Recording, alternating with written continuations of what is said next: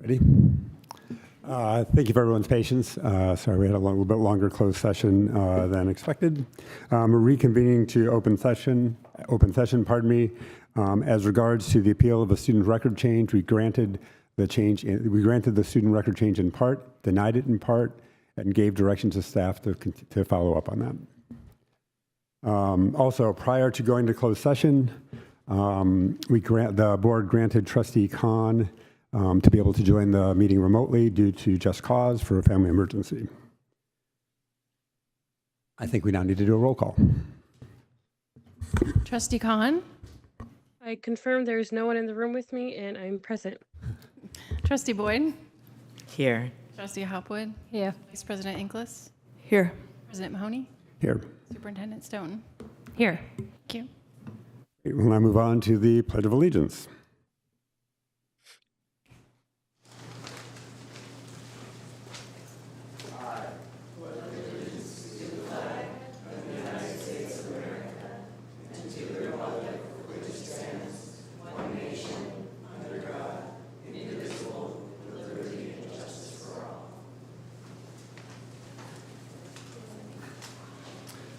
I now ask for a reading of the foundational commitments. Maybe we'll just do a rotation with our student board members not here, and I'll exempt Trustee Khan, given she's remote. So I'll put you on. I'll have you start us up, Trustee Boyd. Okay, so I'm just going AUSD vision, right? You got that. Okay. Each and every student, that's where, okay, it's a big moment. Each and every student is empowered to realize their fullest potential, ready to lead, contribute, and thrive in an ever-changing world through the support of a diverse, engaged, and committed community. Mission. Albany Unified School District provides an excellent public education that empowers every student to achieve their fullest potential. We honor the unique ways students learn and are committed to creating inclusive, supportive, and collaborative learning environments.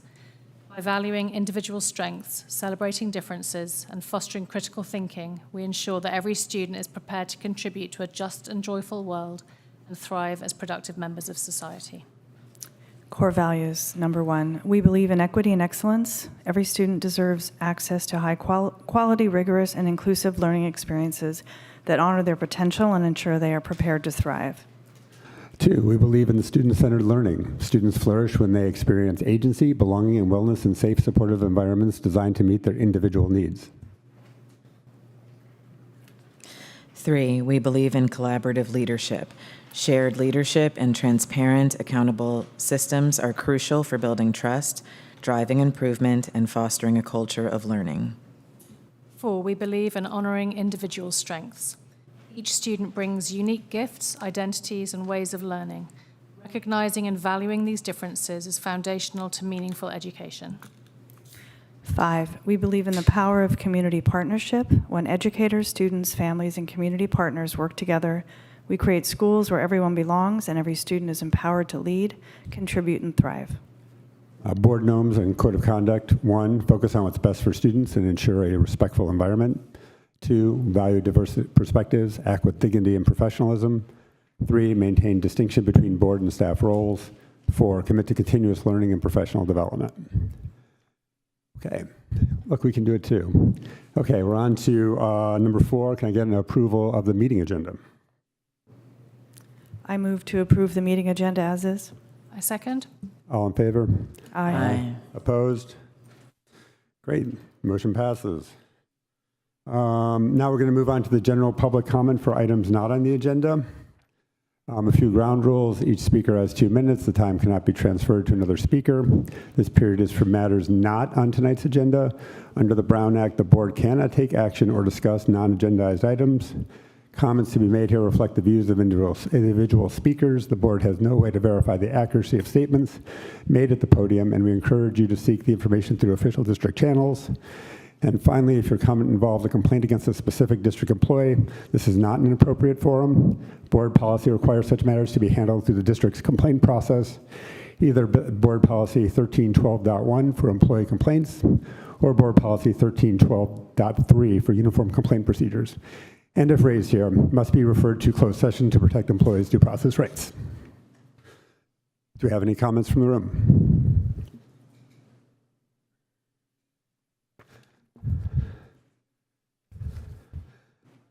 Go ahead, you have 2 minutes. Hi. Our group of elementary age parents would like to read a letter aloud to the board in 4 parts with 4 separate speakers, and we'll send this letter to the board after this meeting. Here's the first part. Dear Albany School Board members, a few months ago, parents at Marin Elementary began sharing their kids' experiences with technology at school. Some of us had children reeling from burnout, overstimulation, anxiety, and headaches due to screens. Others lacked a clear picture of the EdTech landscape and wanted to understand more. We shared a striking lack of insight into the devices and applications our children use each day, how they're chosen, how often they're in use, and what purposes they serve. As we asked questions, we learned that, along with advertisements and Gemini, AI-powered assistive autocomplete was enabled on our elementary age students' Chromebooks. Teachers told us they couldn't turn it off, despite having raised concerns months, by some accounts a full year before. We were alarmed. How could our kids develop foundational writing and reading skills when their tools were offering to write, spell, and even read for them? The more we learned, the more alarmed we became. There is a growing body of evidence that screen use in education offers little benefit to young learners and may actively harm them. Children reading on paper demonstrate greater attention and deeper rereading behaviors, while screen readers tend to skim. When there is an in-app benefit, there is a well-documented lack of transfer from devices to other contextual settings. There is a negative correlation between device use and academic outcomes across mathematics, science, and reading, as well as between screen time and mental and physical health outcomes. Perhaps most troubling, device use has actually a gap-widening effect. Negative outcomes are outsized for otherwise disadvantaged students. We partnered with school leadership to survey teachers, parents, students, and caregivers. Survey results indicated that while Marin teachers are generally comfortable with the level of technology they choose to use in their own classrooms, they worry about its effectiveness and costs broadly, with student well-being, both mental and physical, cited as a particular concern. While teachers list some benefits, such as differentiation, engagement, and classroom management, they flag concerns about overall screen time levels and the adoption of AI-assisted technologies. Thank you. Next speaker. The 171 parents and caregivers who responded to our survey were largely unconvinced of the benefits of screen use for the TK through 5th age group. They expressed dismay at their lack of insight into technology decisions at school, a shared sense that current screen time levels are excessive, and confusion over the logic behind particular applications and sites available to students, such as YouTube. Caregivers mourned what students lose to screens: time for play, human connection, and real-world interaction, as well as the harms: loss of privacy, difficulty focusing, stress, and anxiety. Parents and caregivers also pointed to school districts now choosing to limit digital technology in the elementary grades, including the LA School District, which is joining a movement from Vermont to Mississippi toward paper-first learning. The trend is global. Sweden, Denmark, and Finland, countries with excellent academic track records, are removing screens from classrooms in response to plummeting performance indicators. As a small district, Albany has an opportunity to lead on this issue. The school district has already taken one step in the right direction. Autocomplete was turned off a few weeks ago. Our kids can now write stories and reports for themselves in their own unique voices. But this isn't the story of one erroneous setting. Autocomplete was a symptom of a larger problem, starting with the fact that it was enabled in the first place. Teachers raised concerns. Parents raised concerns. Principal Poole raised concerns. It took months, by some accounts years, before the setting changed. That process and timeline should concern us all. Thank you. Next speaker. The pace of technological change doesn't allow for a slow, lengthy, or one-off process. Here in Albany, we need a stable set of values and practices to guide responsible decisions about technology adoption and use. Screens carry significant trade-offs. We should shift from automatic adoption of tools to careful deliberation over them. Any technology adoption or renewal decisions should rely on independent evidence of learning gains that transfer across contexts, weighed against the inherent costs of screen time, the risks of harm to students, and the implications for the privacy and mental health of students and their families. These decisions should be public and transparent and invite public comment from all teachers and caregivers. We should clarify what screens are for in our schools and set age-appropriate maximum screen time standards. We should distinguish between engagement and learning and use screens for the latter and sparingly, if at all, for the former. For years, our system has nudged teachers towards digital formats with limited training. We should actively support teachers exploring analog alternatives. We share a goal to raise critical thinkers and empathetic leaders, children who use digital tools but are not used by them, who are educated in a system centered on them and not their screens. We are grateful for the engagement from teachers, parents, students, board members, and district staff on this issue, and we look forward to working together to reimagine classroom technology at the elementary level. Thank you. Thank you. Next speaker. Good evening, Superintendent and School Board. My name is Julie LeGrand. I am the parent of a rising junior at the high school and 2 rising 8th graders, one at AMS and one who had to be removed from the district due to a mental health crisis, driven in part by technology's impact on her developing brain. I'm saying that not for sympathy, but because it's the reason I'm here tonight, to open a dialogue around the impacts of technology that is having on our kids. For some families, it's not having a negative impact on learning. For others like mine, it is a matter of life and death.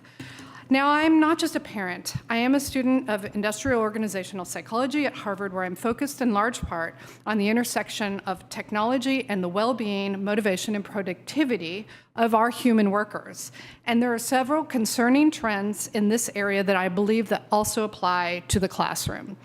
In his book, The Anxious Generation, Jonathan Haidt documents a generation-wide surge in anxiety, depression, and self-harm, tracing it directly to the rise of smartphones and social media. The evidence of these facts is so strong that on March 25th, the California jury found that not just Meta, but Google, aka YouTube, was negligent for deliberately engineering addictive features such as infinite scroll, autoplay, and algorithmic recommendations that causes serious mental health harm to young users. So we now know that YouTube causes harm, and yet we still provide YouTube to our children on school Chromebooks. The fact is that YouTube is a form of social media, and this makes the game of whack-a-mole we're playing with our kids at home that much harder. My ask is simple. By August 12th, like you recently did with AI, I'm begging you to block YouTube on school Chromebooks as well.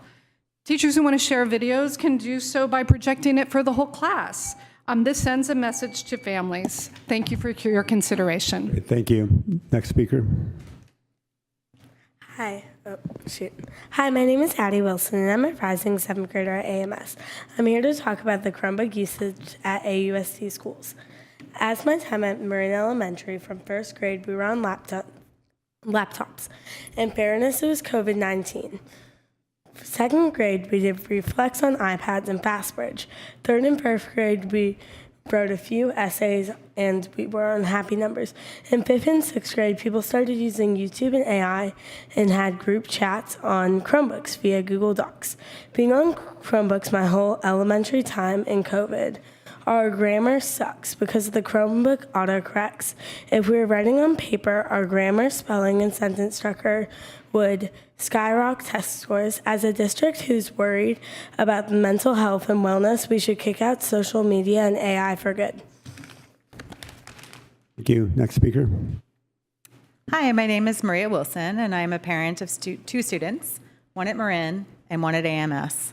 I support the preceding speakers, especially Ms. LeGrand. YouTube has no place in our schools.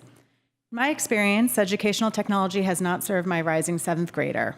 She has had access to tools like autocorrect, autocomplete, and AI in writing class. These tools, which were given on district-issued Chromebook devices, are too tempting to use and too tempting to rely on.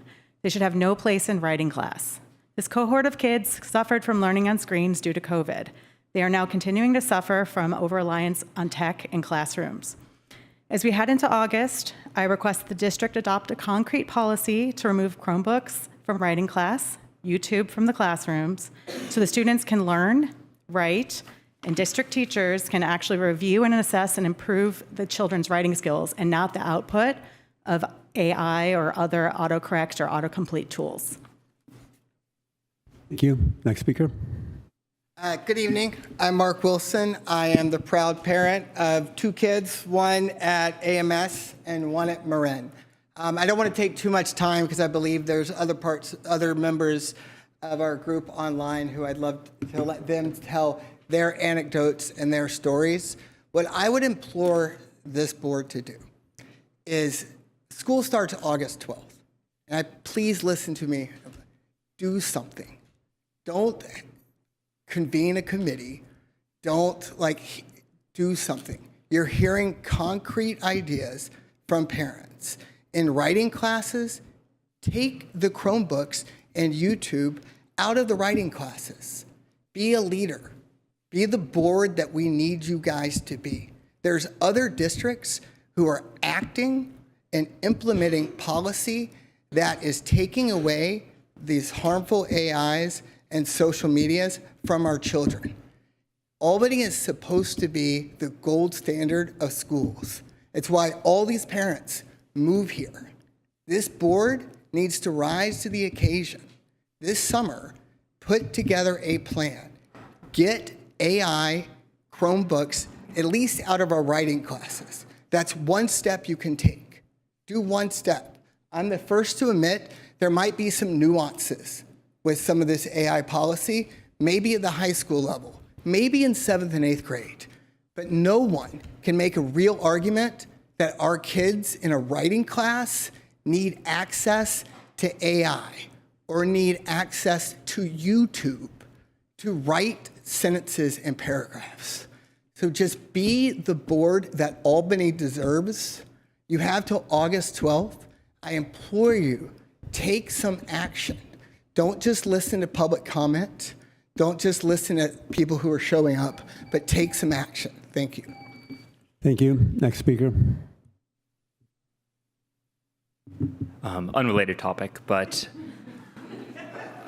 I've known Jared Law to be a thoughtful, courageous, principled educator with unimpeachable integrity. I'm grateful to have Jared Law as a colleague and a union leader. Back in 2022, Jared and I navigated a serious emergency together, and I watched Jared Law put everyone else's needs before his own and do everything he could to help students through a really tough situation. He's reflective, holds himself to a high standard, and consistently applies an uncompromising ethical lens. He readily takes accountability when he has made a mistake. Jared Law is not perfect, but Jared Law is his own harshest critic, maybe second harshest critic. Over the past year, Jared has been a leader in making sure large language models don't steal learning opportunities from our students and making sure that we as a staff have a consistent response when they do. Protecting academic integrity has probably always been a really thankless job, but it seems recently like it's the quickest way to become the target of a foam-flecked screed. I just really want to say thank you, Jared Law. Thank you for everything you contribute to Albany Middle School. Thank you for the positive impact you've had on so many people across the district, from the preschoolers who don't have to share the annex with 8th graders to the now graduates you taught as a substitute when you first came to the district. Thank you. Next speaker. My name is Michael Gollner. I'm a proud parent of a 4th grader at Marin Elementary. So I'm with the previous group that was up here. Honestly, this wasn't even something on my radar until other parents started talking about this, and we talked to our own son and realized, wait, it's auto-completing your sentences? Well, yeah, it's easier if you click tab, and we don't have to think about the rest. But it doesn't always say what we mean, but it's usually good enough. And the landscape is changing quickly. I know this because I'm a professor at UC Berkeley, and so I teach students, and the AI landscape is changing in front of our eyes. 1 year, you don't see much. The next year, it solves all the homework and the exams for you. And suddenly, you have to change and shift. And so what I'm really advocating for is that we're thoughtful, and that we're responsive, and that we're talking with parents, talking with our educators, not just our leaders, but the teachers in the classroom, and really working together to see what our needs are and make sure that we're using technology in a thoughtful manner. Because I think these things are going to continue to change, and what we decide this year may be very different next year, and the landscape may change. And so we need this continuous thought and look at it, and I hope that we continue to use technology with thought and purpose for our children. Thank you. Thank you. Anyone else in the room? Great, we'll go to Zoom. Go ahead, you're on. Hi, I actually think that my comment is related to one of the agenda items, so should I raise my hand later on when that gets discussed? Yes, that would be more appropriate. Okay, Thank you. I will do that later. Thank you. Seeing no other comments on Zoom, we'll move on to the next part of our agenda, which is the, sorry, hold on. Oops, sorry. Go ahead. Hi there. My name is David Espin. I'm a father of a rising first grader and fourth grader. I'm also a former technology industry employee. And I just wanted to call in and say I support this letter and this initiative to get Chromebooks and AI out of the classrooms. Our children will be exposed to this one way or another. Many of their future careers will involve this technology and what it'll continue morphing into. And I hope that we can expose the two of them when it's necessary, but not too early. It definitely, we can see how it informs our thinking and learning and how our thought processing changes as adults. This is such a critical time for them to be learning, and they're just giant sponges. So I'm hoping you will listen and we can make this change together. Thank you. Great, thank you. Next person on Zoom. Go ahead, you're up. Hi, my name is Denise. I have a rising second grader at Marin Elementary. I just want to say that I don't think our elementary school age children should be spending any appreciable amount of time on tablets. And my comment is brief, and that's all I wanted to say. Thank you. Great, thank you. Okay, we'll now move on to our reports, starting with our labor partners. Does anyone from our labor partners want to speak on their behalf? Just a really short update from ATA tonight. We are encouraged by the May revise and look forward to a better round of bargaining starting early next school year. Thank you. Thank you. No rest for the weary. Okay. Is there a superintendent report this evening? I am not going to give a report since we have our vital signs presentation today, and I will be speaking at that point. Great. Board committee updates. I'll start with Trustee Boyd. Okay, quickly. So this past week, I had the chance to attend the Student Achievement last week, the Student Achievement Committee last meeting of the school year, where we got to review end-of-year data, and it was just, I had the opportunity to engage in really thoughtful, interesting conversations around the best way to serve our students, and the best ways to make all of our students feel that they are capable of achieving great things. And it was really inspiring. So that was a wonderful meeting. Appreciate Karen Schreiner for leading those meetings. And then also a little bit back now, but we had our final Equity Council meeting where we got to see the mural that was created. And it was a great chance this year to be able to start working with leaders from all of our various parent engagement groups. It's difficult work sometimes because we all have our specific hurts and specific concerns, very real concerns, especially in this day and age, but important groundwork, I think, is being laid for us to be able to work together and solve problems in our district that are going to benefit all of our students. Great. Trustee Hopwood? Not really a committee update as much as another appreciation for Karen Schreiner. I was fortunate enough to be observing at the ILT meetings this year and have really enjoyed those and really appreciate the way that she has run them so thoughtfully, and they were so productive. Thank you. Vice President Inglis? Yes, I just have one. So as part of my role on the Giltrap Farm Advisory Committee, I had the pleasure of going on an hour-and-a-half long tour at the Giltrap Farm a couple of weeks ago. I met the Giltrap staff, I met EdSet students, and as part of that tour, I visited stations that were hosted by the EdSet students. It was set up to demonstrate what a elementary school field trip might look like for kids, which is outdoors and really fantastic. In the fall, I will attend my first Dean's Advisory Committee, which is a new or maybe a revamped committee to talk about ways that AUSD, Giltrap Farm, and the City of Albany can work better together to support the farm and support the students. Thank you. At the end of May, I attended the Citizens Bond Oversight Committee. I think Aaron's going to be presenting later today, though I don't see him in the room, so I'm nervous. But I won't spoil it because that's a report we're going to talk about later. Also met with the Tech Master Planning Committee to get feedback on the current draft of the plan. I just want to say thank you to all the teachers, parents, students, and administrators that have given their time. It's a journey. But I think we made some progress in outlining some initial structures and identifying some of the gaps that we need to address in the fall. I believe a document will be presented at the next board meeting for discussion. I think now we're on to board member reports. Oh, sorry, you're right. Me. Thank you. Thank you, Trustee Boyd. I'm so sorry, Trustee Khan. Go ahead. No worries. Trustee Boyd already covered most of what I was going to say, but I did want to give a quick thank you and appreciation for Vice President Inglis, actually.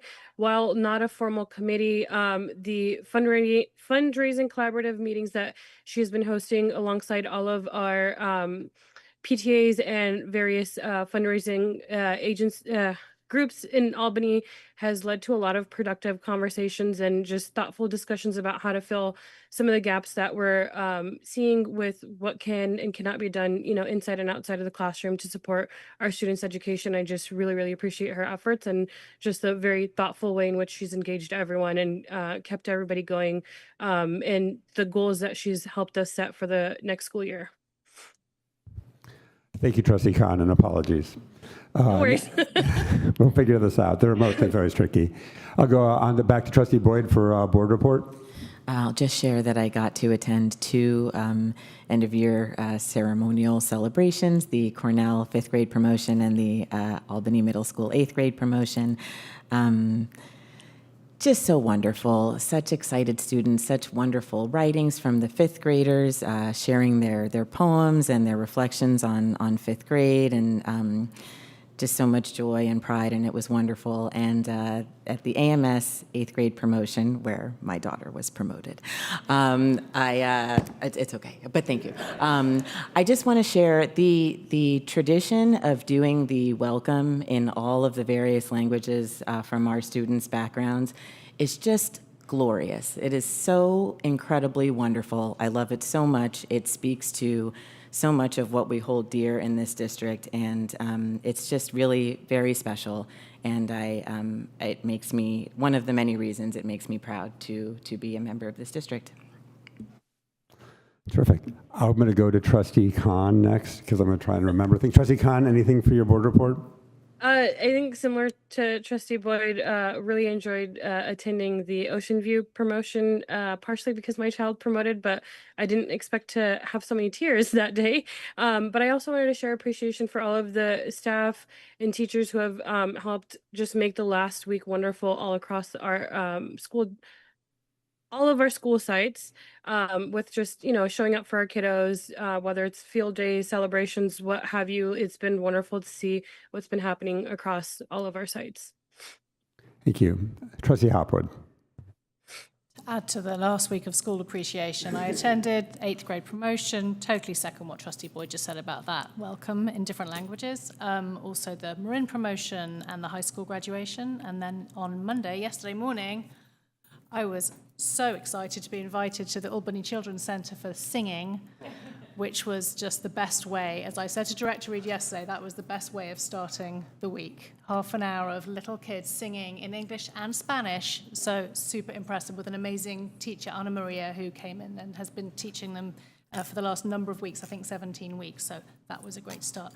I have another part of my board report, which is, I've written it down, so I don't want to take too long. I know we have a packed agenda tonight, but relating to Measure V and how we're doing with implementing that. So just a quick background that in November 2024, Albany voters passed Measure V to amend the city charter to reduce the minimum voting age for municipal and school district elections to 16 years old.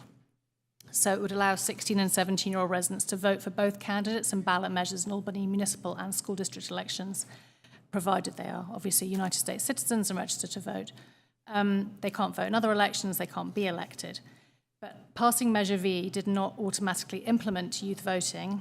In fact, the new section 6.04 of the city charter, which Measure V authorised, states that implementation shall be postponed until the Board of Education, by ordinance or resolution, finds that the Alameda County Registrar of Voters can feasibly accommodate a school district election that includes persons 16 and 17 years old as electors at a cost-effective price for the service. So at our February meeting, I was appointed by the board to research cost and feasibility.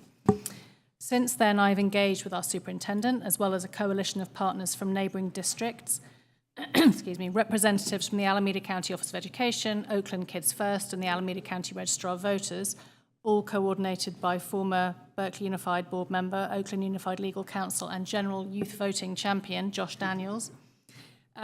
Just over a week ago, we heard from the Registrar of Voters regarding the estimated cost of implementing youth voting in Albany, which amounts to just over $83 per youth voter, as well as a one-time payment of $5,500 to reimburse the City of Oakland and Berkeley Unified for our share of the setup costs that they incurred. Currently, we have just over 80 16 and 17-year-olds pre-registered and a total of 373 students who'll be 16 or 17 by November. So those are our students in the district. We may have others, obviously, that attend out-of-district schools. I've also been working with our legal counsel, who has reviewed the existing Memorandum of Understanding between the county, Berkeley Unified, and the cities of Oakland and Berkeley, as there is a provision in the MOU for additional jurisdictions to join through an amendment or addendum. So he and his colleague are liaising with Alameda County's council to facilitate that, as all the other parties to the MOU would need to sign off on us joining. So that's our biggest challenge, as the ROV would need us to formalise our intention by the end of this month in order for us to implement youth voting this November. By the way, it took Berkeley and Oakland 8 and 4 years, respectively, to implement, so just to set expectations. I've almost finalised a resolution to bring to the board for adoption at our next meeting, which is now on June the 18th.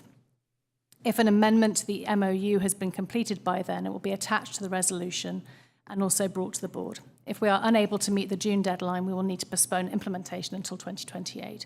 So that is my update on what is happening with Measure V, but it's looking a lot more promising in the last week, and it's really just a matter of trying to get these last parts of the process formalised. So Thank you for the update. Thank you for all your hard work, and I'm still jealous that you got to go to the ACC for the singing morning. So I'll go over to Vice President Inglis. I have no update, except I also attended one of the graduations, the high school graduation, which was amazing. I do have a graduate. I have a son who graduated, so it was personal. Yep. Thank you. And yeah, it was a great day. A little hot, but great day. It was definitely hot. I've got a few things, unfortunately for you guys. You'll have to listen to these. So May, I went to the student presentation on their visit to the HBCUs, and I just really want to shout it out. It was like amazing to see these young people, their maturity, how they bonded as a group and kind of had a sense of belonging. Because I'm such a big believer that finding a group of your people is one of the most important things to be able to navigate high school and beyond. And so this is one of those things that kind of really warmed my heart. Along with Trustee Hopwood, I was able to be part of the committee to select our new student board member, Charlie Bullismall, who was here at our last half board meeting. I got to attend Shabbat at Ocean View, which was great. Chatted to a bunch of people. It was a lovely way to kind of finish up the school year for that group. I was able to attend the AHS PTA meeting as they wrapped up the year, and I want to kind of shout them out.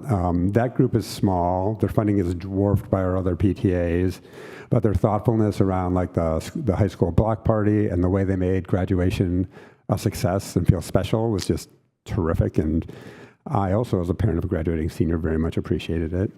And then he did all the work, not me. And then I attended the Ocean View PTA meeting as well as the 5th grade promotion ceremony.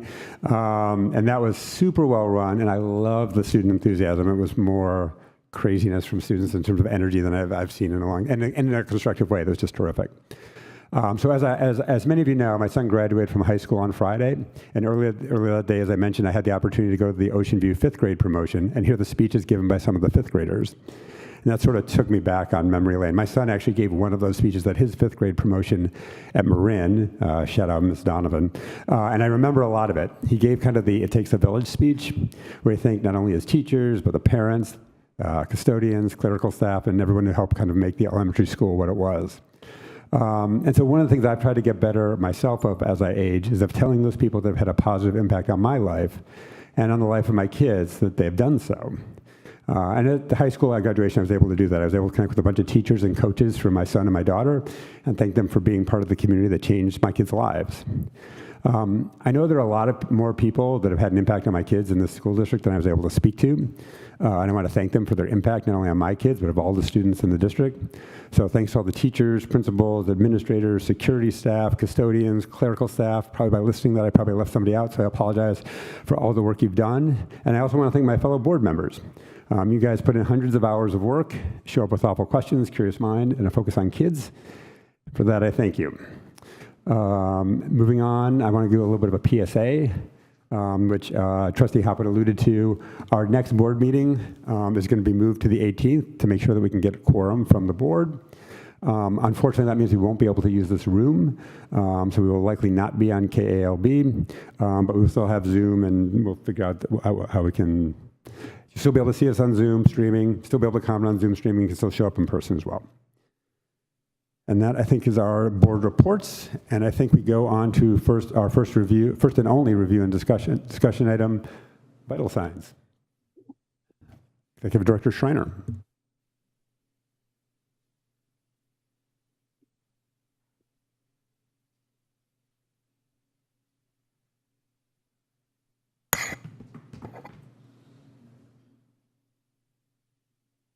You know, I got to test the clicker first, Jill.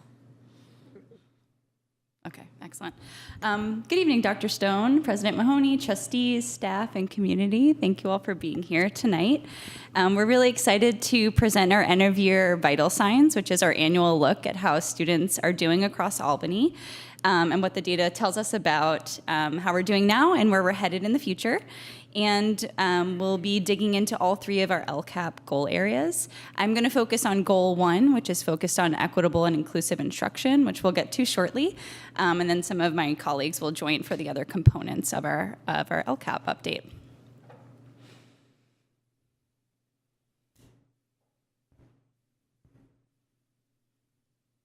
Okay. Before we get into the actual data, just a quick framing for those who are new to this format. 3 times a year, beginning, middle, and end, we bring a data check-in that we call vital signs. It's really like the health checkup when you go to a doctor. And our purpose is really that. Are our LCAP goals actually moving? Are we actually making progress? Where are we making progress? Where are we not? What do we need to do about it?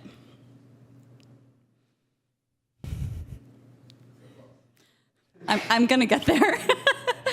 And just for some grounding, our LCAP, our local control and accountability plan, it's a 3-year plan organized around 3 big goals. The first is equitable and inclusive instruction, as I mentioned before, whole child development and belonging. It centers around goal 2. And our third is focused on collaborative systems for continuous improvement.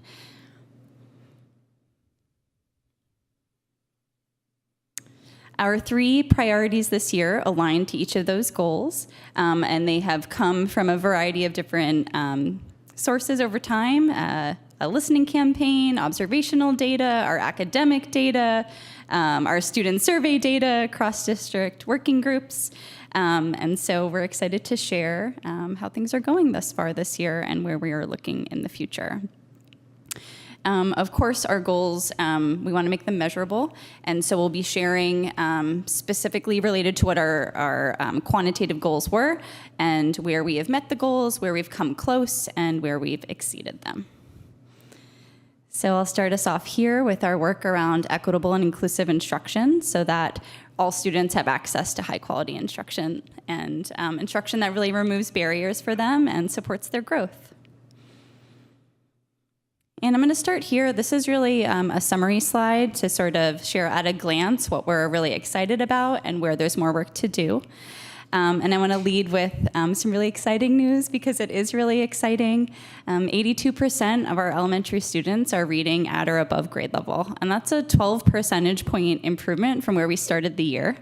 And when we look at our data last year, which granted we were using a different assessment, FastBridge, so it's not apples to apples, but we were around 74% proficient at the end of last year. So that's real meaningful growth from end of year to end of year.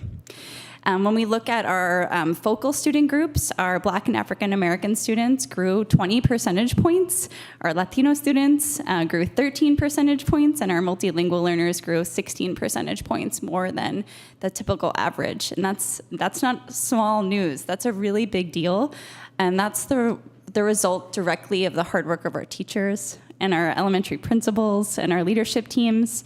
We haven't met our goal of 85%. And disproportionality does still persist across our elementary schools, so there's more continued work to do there. But we're really excited about some of those early gains this year. In our middle school, our outcomes remained relatively stagnant with some declines in our student groups, and we'll dig into that data too. So this chart shows that elementary growth that we were just talking about from beginning of year to the end of year. And the other piece that I haven't named yet, in addition to that incredible growth that we've seen so far, is we've almost cut in half the number of students who are at high risk for future reading difficulty. And knowing how predictive this assessment is of students' future reading outcomes, it's really exciting. This is not in my talking points, I'm going off script here, but I just came from a really exciting 6-hour retreat with all of our instructional leaders and teacher leaders across the district. And one of the teachers said, not just to me, but to their whole table said, I saw such incredible growth for my students this year, more than I've ever seen. And I really attribute to the support they got during WIN time. And so we put some new systems in place this year, and we're excited that we're seeing that direct result from them. And cool to hear teachers name that too. When we look by site, all of our elementary sites made gains. Cornell is at 81% proficiency, Marin at 85%, they hit our goal, and Ocean View, 78%, growing 18 percentage points in a year. That's incredible, incredible growth, knowing that their students at the start of the year needed significant support, and that kind of growth doesn't happen by accident and is a great testament to the work done. When we look by grade level, almost every grade level saw growth as well. So really just wanting to name a few here. Our kindergarten team across the district, students grew 27 percentage points. 83% of kindergartners are proficient. I mean, that's just life-changing for kids to really be ready for first grade and be readers and not need intervention. is just absolutely incredible. I tell our kindergarten teachers all the time, y'all are unicorns for many different reasons, but the amount of work that goes into teaching a 5-year-old the basic literacy is incredibly complex and so important. And we're excited as a K2 team to continue the phonics pilot next year and have an adoption. And we're really hopeful and excited that we're going to see continued gains in those lower grades from that alignment work that our team is doing together. And we see less gains in the upper elementary, and we're really trying to dig into that, understand why. There's definitely more work to do for our students who are needing more support. And it can be challenging to close that gap in just a year once students hit the upper elementary grades, which is why we're excited to see some of those really big gains early on.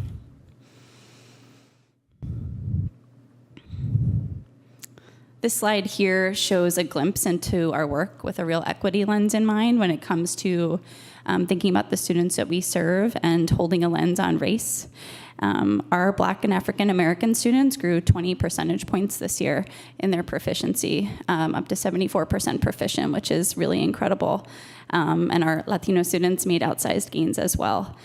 The gap you can see represented by that dotted horizontal line, which sort of marks the end of year where the average student, all students together, scored, and you can see that disproportionality exists. So while that accelerated growth happened, we still have more work to do. Holding a different lens on some of our focal student groups who we are working to support with an equity lens in particular. Our multilingual learners are at about 54% proficient, which is 16-point gain from the start of the year. And I want to pause here for a moment because one of the benefits that we saw of win time this year was, which is a structured time that students can get support for whatever it is they need support in. One of the benefits was so our students who are multilingual learners are not being pulled out of their ELA time in order to get instruction in the English language. So we're really excited to see those gains, and also want to name that number of students really varies across the year, which is why that asterisk is there. When students enter the school year, they might be classified as an English learner and then be reclassified as English proficient. And so it's a little bit of a tricky data point to pin down. And in fact, a week before we pulled this data, I think we had 23 multilingual learners reclassify who would have lived within those percentages. So it's just to sort of name that. Okay, this is the slide that was confusing for all of us, myself including, last time, so we're gonna all do a better job this time around. This slide is really helpful because it tells the story of what happened for students who began the year at different starting points. So of the students who started the year at or above benchmark, which was about 1,000 of our K-5 students, 95% stayed there all year. And that's really the gold standard, 95% or more of students remaining in that at or above proficiency band tells us that our systems are working for students who are already on track, which is great. Of the students who started the year below benchmark, 65% are now at or above. That's incredible. It means 2/3 of students who were behind made accelerated growth, and now they're either meeting grade level standards or they're exceeding. And of the students who started well below benchmark, our students with the highest needs, more than half of them made accelerated growth, growing at least one proficiency band. So more work to do there to support our students with the greatest need, but just really a testament, again, to our teachers and our leaders putting some really strong tiered systems in place this year. Shifting now to our middle school, we're going to look at our STAR reading data, which again was a new assessment this year. We started the year, we're ending the year with 77% of our middle school students meeting or exceeding grade level standards in reading, which is a slight decrease, 2 percentage points from the start of the year. When we look by grade level, 7th grade accounts for most of that movement. Proficiency there declined 3 points from the beginning of the year, but at the same point, or at the same time, the share of 7th graders in the well below category also did drop. So what we're seeing is there's some movement there for the students who are at some risk. I know our AMS leadership team and the department leadership team are actively thinking about this assessment and how to better set students up for success next year. With a couple different pieces, right? So one is some more training around how to understand and read and use the assessment to drive changes, as well as the fact that it's computer adaptive, right? So that means if I'm a 6th grade student and I'm actually doing a really great job, the questions that I'm going to see get harder in that 20-minute period where I'm taking that assessment. And if I don't know that as a student, that might be really intimidating or that might be really scary. And if I don't understand that means I'm actually doing awesome, that can be tricky. So we're working to really calibrate there. When we look, again, with that equity lens in mind, wanting to be direct and name that our Black students in particular experienced a decline this year in proficiency, with 49% of students meeting or exceeding, 49% of our Black students meeting or exceeding standard, which is a 15-point decrease from the beginning of the year. So something that we have questions and curiosity about, so that we can really ensure that there's some responsive plans in place next year for students to get their needs met, whether that's through targeted support or intervention classes, et cetera. For our Latino students, 12% are now well below standard, which is actually a 5-point decrease, so fewer students in that high need category. And then similarly, holding a lens on some of our other focal student groups who we're really trying to make sure that we support. There's some positive news here with our multilingual learners. While it's not the data we want to see yet, but we are really seeing that decrease in our multilingual learners who are well below benchmark, a 19-point decrease from the beginning of the year, which is not insignificant. That population of students has shrunk really significantly, and there's a lot of unique supports that the middle school does put in place there for our multilingual learners, and seeing the payoff, though it takes time, especially if you're if you're newer to the country or newer to Albany, to be able to make that growth. And the last piece I want to name on this slide is also for our students with disabilities, where the percentage of students there who are advanced has actually almost doubled. Again, not the numeric proficiency we want to see yet, but from 10% of the students being advanced to 18% is really impactful for those students. Shifting next, and I think the last data point when it comes to academics, is a little bit of a snapshot at our reclassification data for our multilingual learners. We have 348 multilingual learners across our system. This year, we reclassified 95 of those students, which is not a small number. And one thing to sort of mention, and we talked about this at the middle of year vital signs, is that right now our reclassification process does not happen on a consistent timeline, which can make reporting the data also a little tricky. And so one of the things we'll be working on with our ELD team next year is actually to create some common reclassification timelines, so that we're following that kind of common process that we think will be supportive.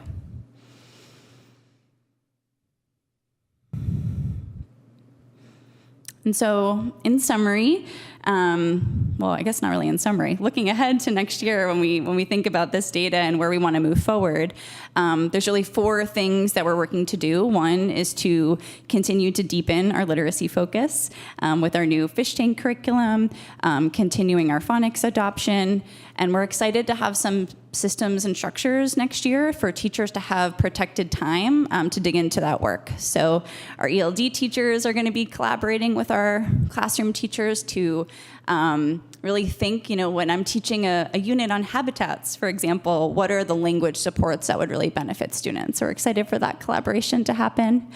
I mentioned earlier, sort of going off script here, but it was a really powerful thing to leave this 6-hour-long retreat with this group of 36 educators across Albany who are really excited to be doing this work, whether as principals, assistant principals, or as teacher leaders.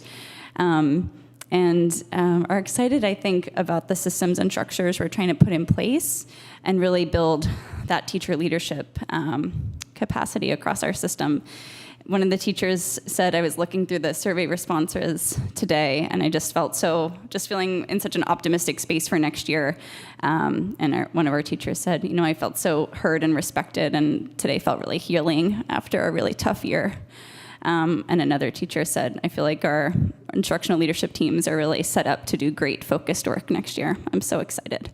And so I share that excitement with them, and I'll close out my section and hand it over to Deb. Come on up.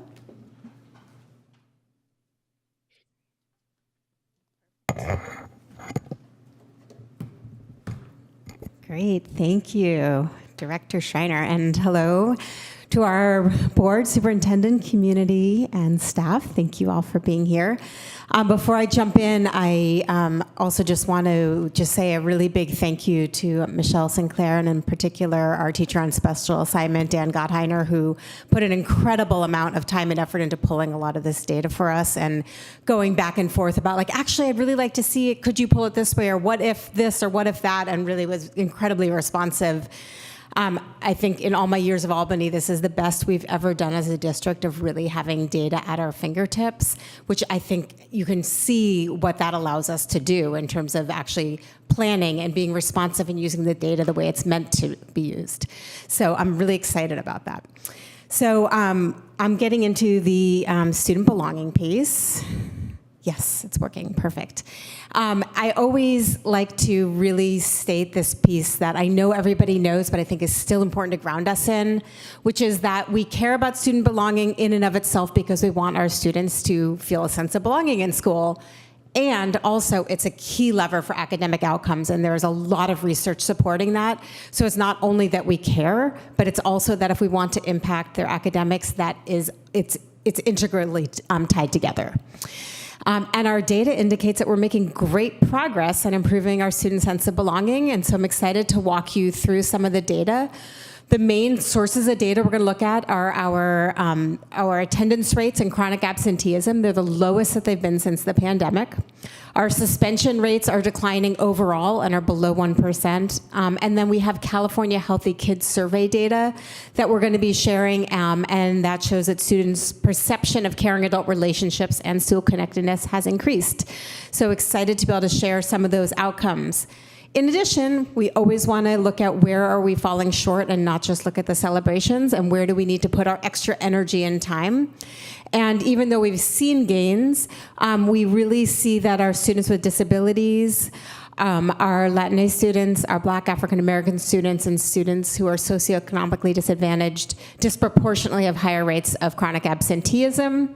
We've really focused in, even though there's some intersectionality, that 1.7% of our students with disabilities have been suspended, which is 1.3 percentage points higher than our overall student body. So really looking forward to collaborating with Dr. Biggs in the special education department in this coming year, working with our teaching staff and our administrative staff on how we can impact some of those outcomes. So our average daily attendance rate has increased over the past school years and is really, really right there, very close with our pre-pandemic levels. So it's very exciting to see these gains. And additionally, the flip side of looking at our average daily attendance is looking at chronic absenteeism, which is when the student has missed 10% or more of the school days for any reason. It can be excused absences, unexcused absences, regardless, it's lost learning time. So we look at that kind of as a whole category. And so if you look at this graph, you can see that our chronic absenteeism rates they're at the end of each school year, and 7% of our students were chronically absent in the 26-27 school year, which is a 4 percentage point decline from last school year. So it's really exciting to see.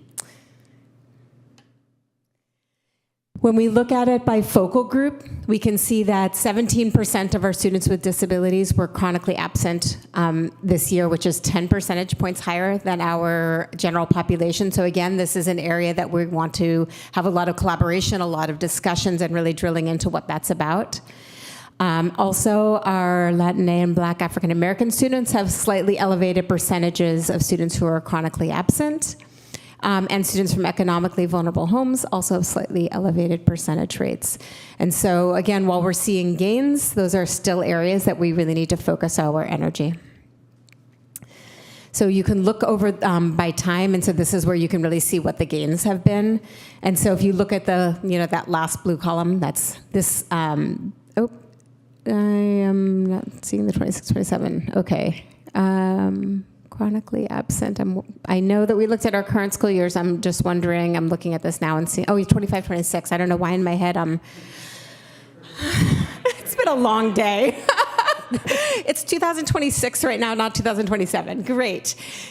So you can just see, though, an incredible gain. So again, we're chronic absenteeism. We're celebrating lower rates, not higher rates. So if you look at all students, we're down to 6.4, which is back to pre-pandemic levels, which is fabulous to see. And you can see with every single one of our specific groups that we've highlighted on here, all of them have showed incredible gains. So while we still do have some disproportionality and it still does require our focused attention, we are moving in the right direction by a pretty significant rate, and that's exciting to see. Okay, so we're now shifting from talking about attendance to talking about suspension, which is another indicator that we look at related to student belonging. One thing to note when we're looking at suspension data is that it's unduplicated counts. So this is like specific students who are suspended one or more times. It's not talking about the number of suspensions, it's talking about number of students. So that's important to know. And you can just see our suspension rates at across the board are down, right? And so if you look at our 2021-22 data, right, at the beginning there, at 1.5% for all schools combined and down to 0.4% this year, 0.2% at elementary, 0.9% at the middle school, and 0.3% at the high school. So we've seen some really significant progress made in that area. When we look at a bifocal group, again, we see really significant and positive gains. And also, I want to just note our students with disabilities, which is one of our main focal groups that we're looking at for trying to do better with suspension rates. 1.7% of students with disabilities were suspended, which is a 2.4 percentage point decrease since the 22-23 school year. So again, it sort of mimics our attendance data in the sense that there's still disproportionality that needs to be addressed, and we are making significant gains with all of these different subgroups that we're looking at. I'm now switching to California Healthy Kids Survey data. One thing that I want to highlight before jumping into the data is that this is anonymous. It's an anonymous survey, which means that when we look at our focal groups, it's self-reported. We have no way of verifying what's true, not true. We generally see that the percentage trends mimic the trends, what our percentages are in the district, so we can say generally, but we have no way of verifying that information. So one of the things, so we were seeing also just some fabulous gains in this area, and I thought what might be helpful to also just share is when we look at these questions, so like caring adult, there are several different questions that are asked related to a caring adult that students are asked to rate on.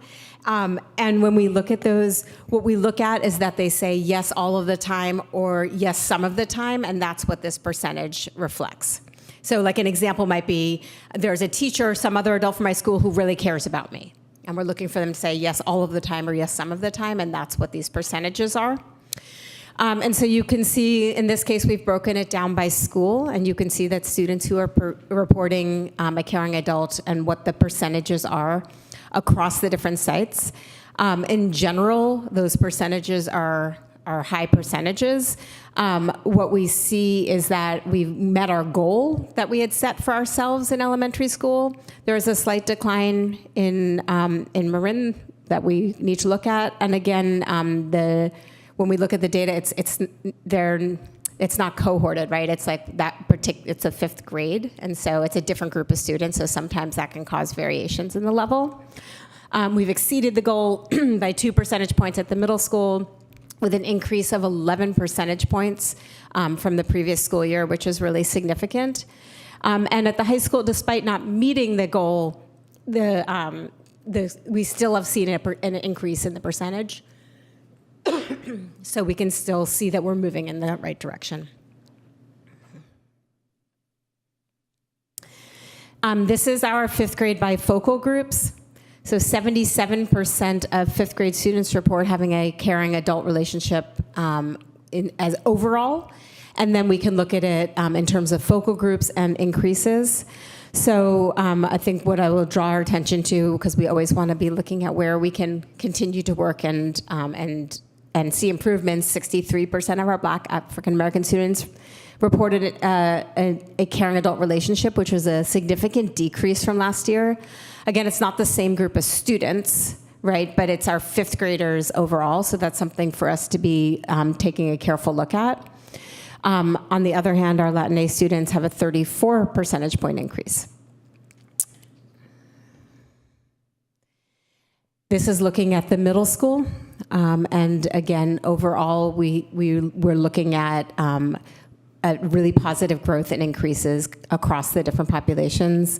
For our students with disabilities, to see a 33% percentage point increase from last year is phenomenal, 76%. And so that's something we want to, again, dial in on when we're looking at these shifts and changes, not just like, okay, what went wrong, but also what went right? What do we need to do more of? What do we need to make sure we keep doing? And so that's really important.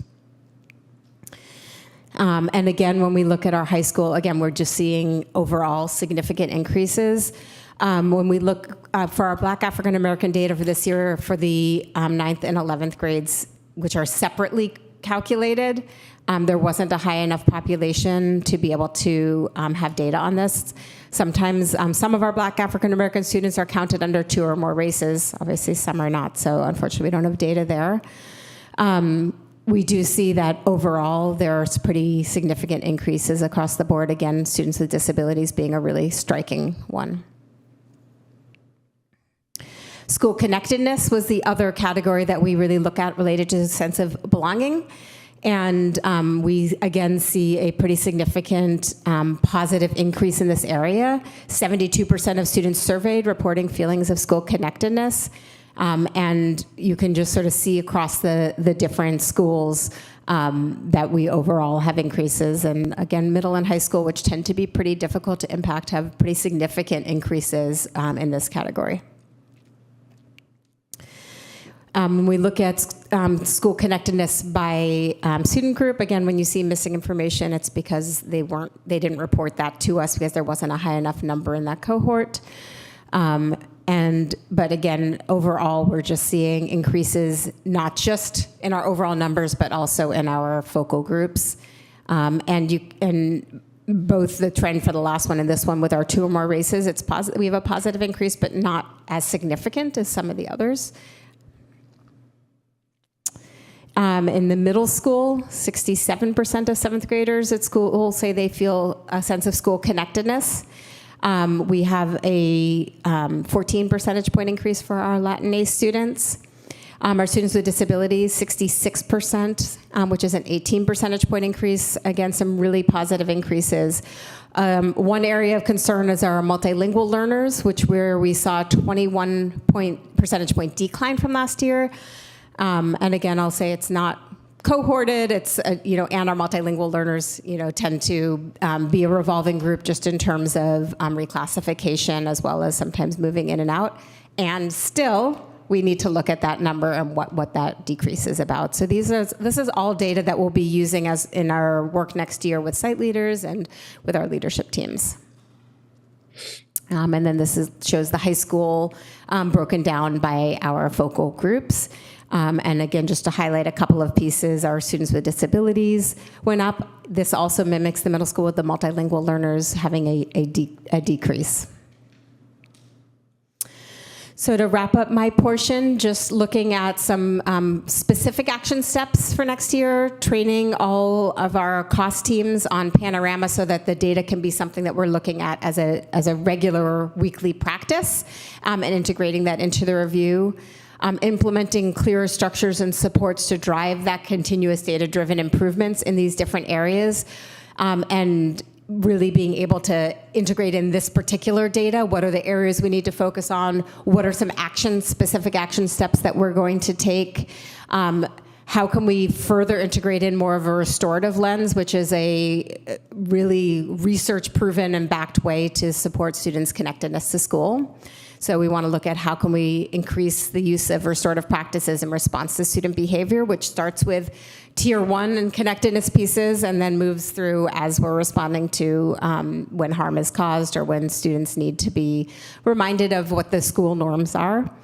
And then just building on attendance interventions and stronger tracking and increased incentives for the tier 1 and tier 2, tier 3. I think our positions for next year with Melissa Poole's new position and with Linda Williams' new position is going to be an incredible support to our school staff. So we're already starting to do a lot of work around planning out what they can do to help get these systems in place. And I expect to see the data keep moving in the right direction. Thank you.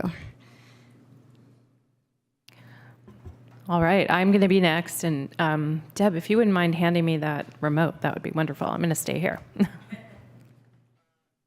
Which way do I go? Down. Okay. All right. All right, thank you. And again, good evening, everyone. I'm excited to talk about the third part of our goals, which are collaborative systems for continuous improvement, and specifically working on strengthening shared leadership, data-driven decision-making, and inclusive engagement to foster equitable outcomes and continuous learning. So this year we've been focusing in 3 areas in this particular goal. We wanted to focus on building systems that connect fiscal responsibility, operational excellence, and community trust. And how we have worked to do that is working to present budget information in formats that are easy to access, that are clear, and that are supported by plain language explanations for staff, families, and community.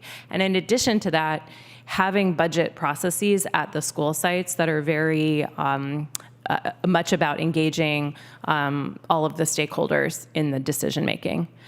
We've also been working to use data and feedback to strengthen the conditions that make our schools great places to learn and work. And part of that has been regularly seeking feedback from our students, staff, families, and community members so that this feedback can inform decisions that we're making. And last, we are working really hard to ensure that our schools are safe, clean, and well-maintained, because we know that that is actually the #1 foundation for student learning. Well, first they need to get to school, as Executive Director Brill mentioned, and then when they're there, we want them to be in spaces that are clean, that are safe, and that are conducive to learning, and that create a sense of pride. And so we are working on really building out some of the systems around this, timeliness, and we did hear from community today that there were requests that were made around technology and things like that, and part of what we're trying to do is get more efficient and better at getting those requests met, and in a way that really supports student learning and the teacher and teaching environment. So we've made some growth. This is a little bit less exciting, I think, than our academic growth and our school belonging growth, because some of this is really about we've created systems. It's not really giving us the information yet that we want in terms of are these systems working, but what I can say is that we have fully created a very transparent budgeting process. 100% of our site leaders, when asked, said that they much better understood the budget and how it relates to the work that they're doing in their school sites, and they were able to engage their communities in that process. We now have more clarity about what it is that we want our facilities to look like in terms of cleanliness, as well as some processes and some better systems in place to ensure that when things aren't working, we have a better process to get things working. We now have what we will call a net promoter score. I want to be clear that this 100% does not mean that we have a great net promoter score. We actually have right now a negative 19% net promoter score in terms of our community saying, yes, I would recommend Albany schools, and negative 62 with our staff. So of course, we want that score to be above 0. Ideally, it would be at 100%. 100% of asked say yes, they would recommend with wholeheartedly to come to Albany. But right now we have a baseline, and that was the goal for this year. And the last goal for this year was really around survey participation. I'm still not happy that we only have about 75%, and it's kind of a little bit hard because when you're giving surveys, when we're sending them out to our entire community, it's hard to say whether or not we've met the 100% threshold. But what I will say is we are seeing increases in the number of people who are taking the surveys that we send out. That's not cohort match, though, and I don't think we'll be able to do that.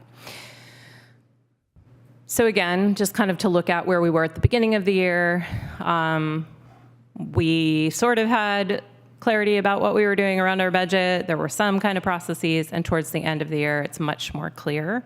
And it's much more clear how the budget is connected to the vision, the goals, and the values that we have. And in terms of our fiscal stewardship, we will have a budget presentation tonight that will help us understand better about where we are in terms of being responsible with our budget. And we'll talk a little bit more about some of the next steps with the budget when we get to that presentation.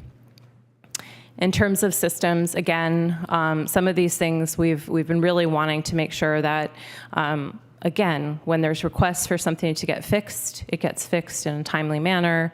When there's a question about cleanliness, that things are looking more clean. Our CHIC survey, actually, that we didn't present tonight, we do have some pretty good results in terms of students and staff, naming that the schools seem cleaner. We still want to create a cleanliness rubric that we can use across the board so that there's just like clarity. What does it mean to walk into a school and see the school be ready for learning? And we are continuing to work on our facilities improvement dashboard as well as our technology need dashboards.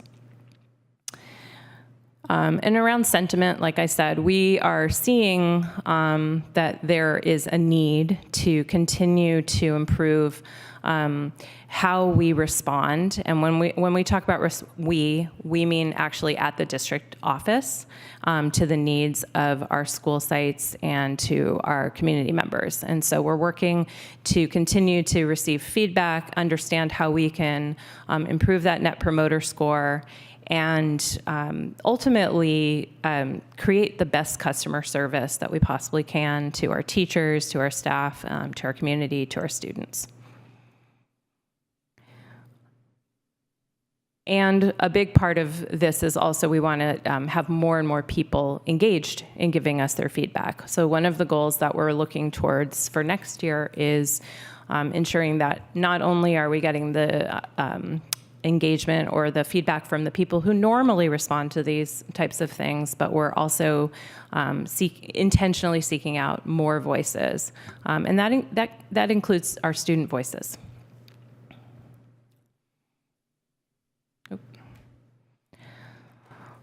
So yeah, so next steps. One of the things my dream has been to be able to have a publicly available budget dashboard on the website, which not only shows all of our school site budgets, but also our department level budgets.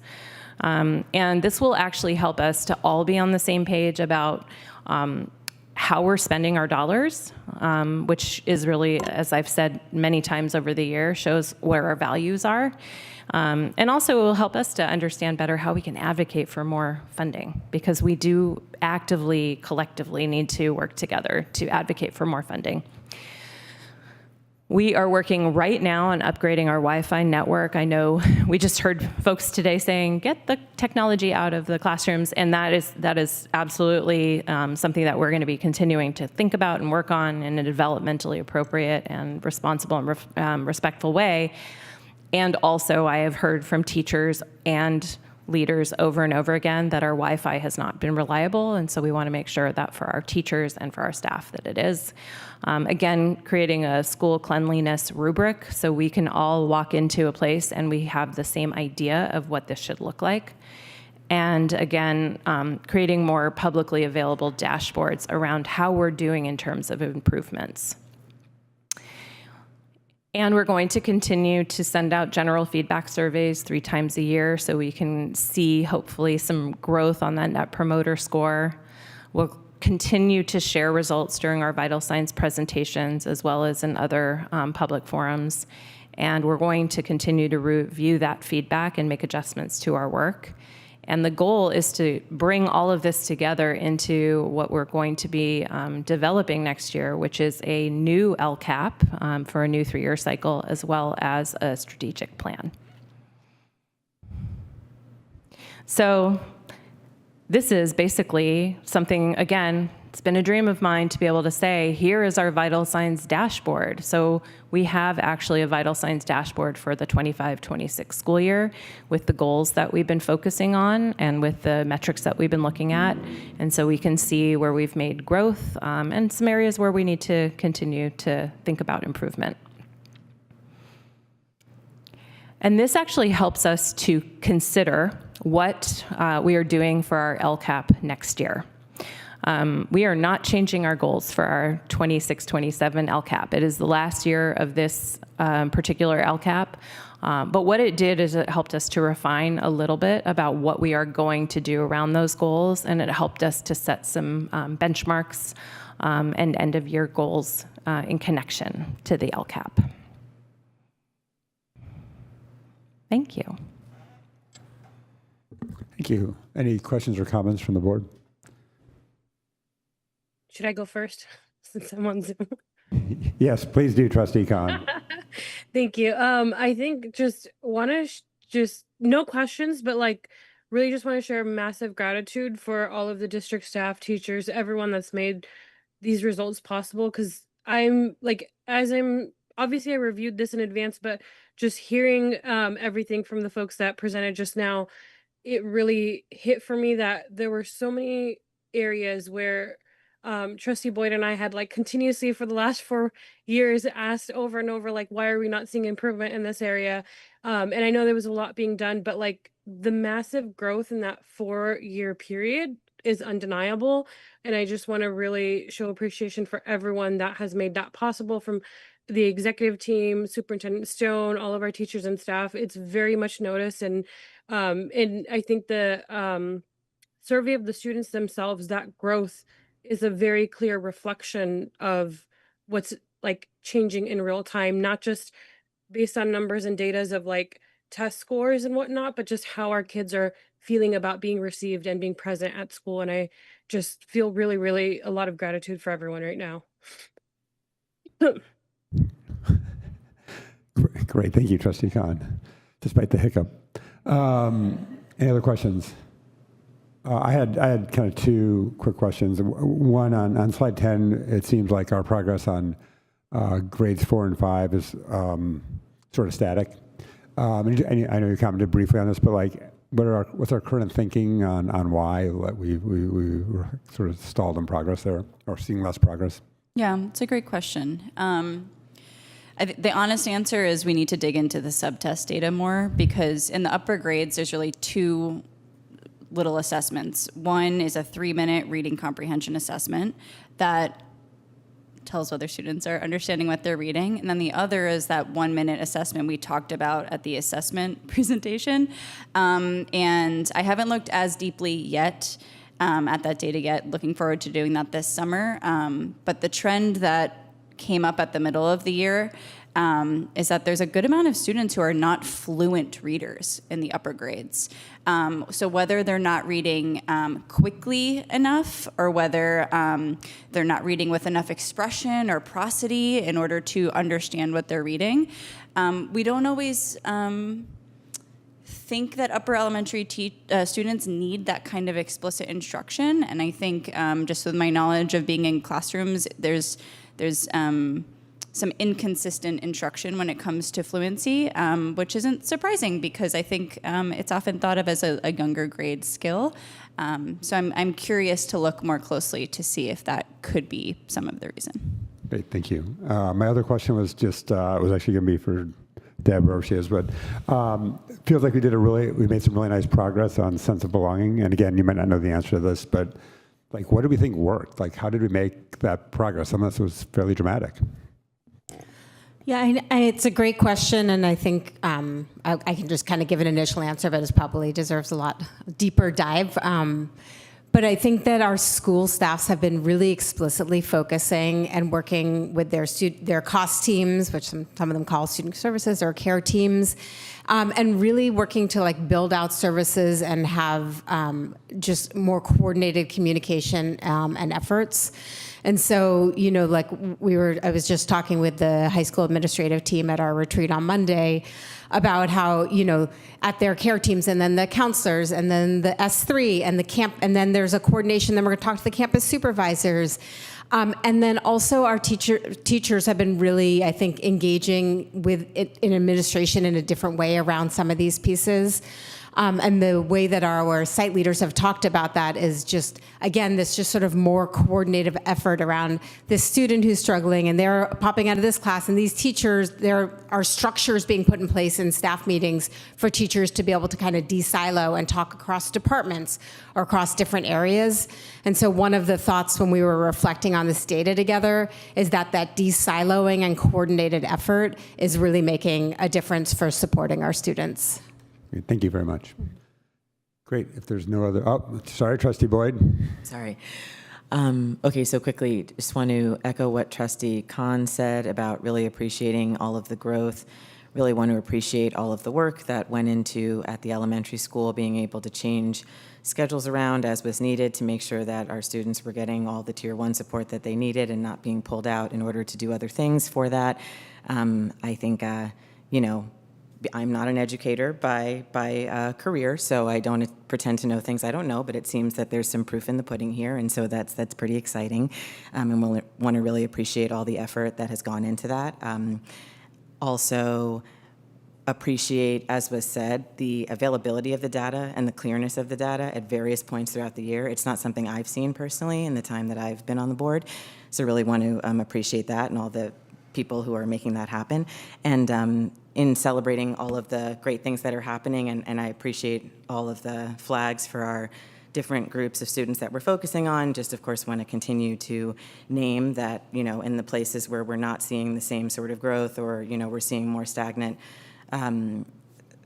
levels and, you know, not seeing that progress, that I appreciate the fact that thinking is going into it and a focus is being paid to it. And following up on what President Mahoney said, with the older elementary school grades and also at the middle school level. And I'm looking forward to collaboration with middle school teachers and thinkers about how that can be approached so that we can continue to serve all of our different students, but really just appreciate all the work that's going into to making changes where we need to make changes and to supporting our students at all their different levels. Thanks so much. Terrific, thank you. I think that's all. Terrific. We'll move on to the public hearing for, we have nobody on the, nobody in the room and nobody on the, nobody on the Zoom. So we'll move on to the public hearing on the 26-27 Local Control Accountability Plan, LCAP, and the 25-26 LCAP Annual Update. I think you don't present, I just tap the thing, right? Yeah. Yeah, okay. So I'm going to open the hearing for anyone to provide input prior to our board consideration and adoption of these documents. Our final adoption will be at the next board meeting. So here I open the hearing. Seeing no comments in the, oh, we have a comment. Go ahead, David. Go ahead. I wasn't sure if it was time for that. Just want to say thank you for the thoughtful presentations and all the work that goes into making those vital sign reports. I don't know if this will change anything this year, but just some comments about a few of these things that are in these goals. I'm not convinced that absenteeism and suspensions are a sign of belonging, especially at the younger age. My kid's going to school, like, has nothing to do with whether or not she's feeling belonging in kindergarten, right? I could see at high school, maybe there's more agency for students to not show up or something like that. So just considering, I do appreciate that we have some measures, but I've noticed across the board, we often don't ask our younger kids things, like in the facilities master plan, we didn't talk to the elementary students and we only survey fifth graders. The little ones have a lot of brilliant things to say. So I just would urge, and I think I heard Deb mention panorama, so maybe there will be more surveying at a more appropriate level, so that's great.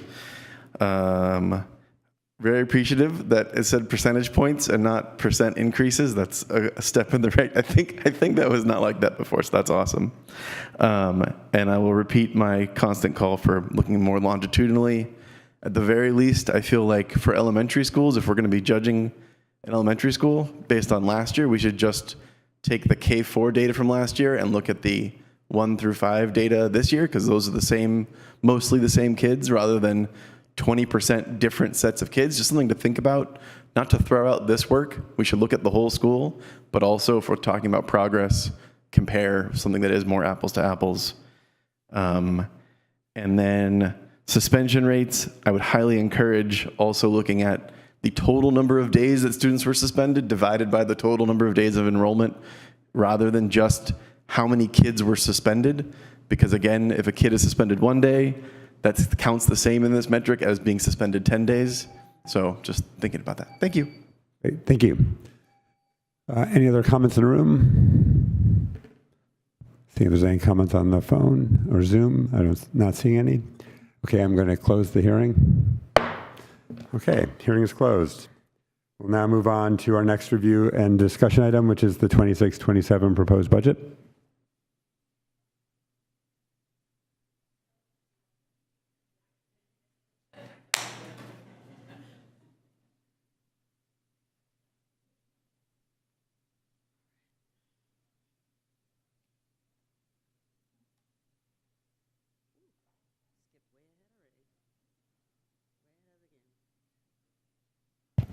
Good evening, Superintendent, Board of Trustees, Executive Assistant.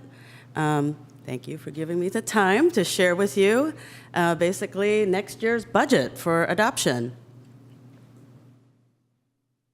This is just a reminder of how fast the year goes by. We're right back at budget adoption again.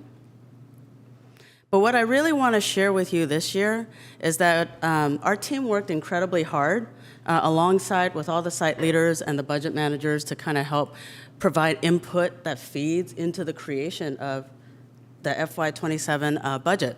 So with that said, we started back in November this year instead of mid-April. Last year it was like on speed, right? It was like super fast. We had our roller skates on. This year we took our time, we started in November. The SSE meeting started gathering community input. We began enrollment projections. In December, we started finalizing our enrollment, and we started drafting the site and community-facing one-pagers. In January, the staffing, we basically reviewed the staffing. We did a quick budget kickoff, and then we started the plan for site communication. In February, the site budget development with the SSEs took place alongside with teachers and sought community feedback. And then in March, we did our budget lock-ins with all the site leaders. So thank you to the site leaders for spending the hours with us, discussing like what's the most appropriate use of resources for your sites. And then come April, we had the final lock-in sessions. We loaded the budgets and we started cleaning them up. What happens after then? Well, the governor decides to revise his assumptions for us. So we went through a May revise, got some updated assumptions, and we scrubbed the budgets again and tried to implement some of those things in, and as I'll show you in future slides. And now we're here in June. I won't read through all of this, but this is really like a reference summary table to share with you some of the thoughts that go back and forth. I can't actually juggle, I won't do that right now, but you're juggling basically the assumptions that, that the governor's telling you that they want to adopt into their own state budget. And then we have to kind of figure out what's the most responsible thing to do. What do we know for sure? What are the things that we should leave out? So the guidance that we receive, we take a look at what the risks are, and the budget guidance that we received for the time being is to include a 2.87% COLA, and then come back when the governor has had an opportunity to adopt his budget and present to you a 45-day budget revision. So what are some of the considerations that's up and coming? I want to fast forward, really, to get to that 45 days, because at least I know for sure, like, what's really coming ahead. The good news, optimistic news, I should say, is that there's discretionary block grant funding that the state is trying to make a commitment to right now, and the dollar per ADA that they're trying to fund is $946 per ADA.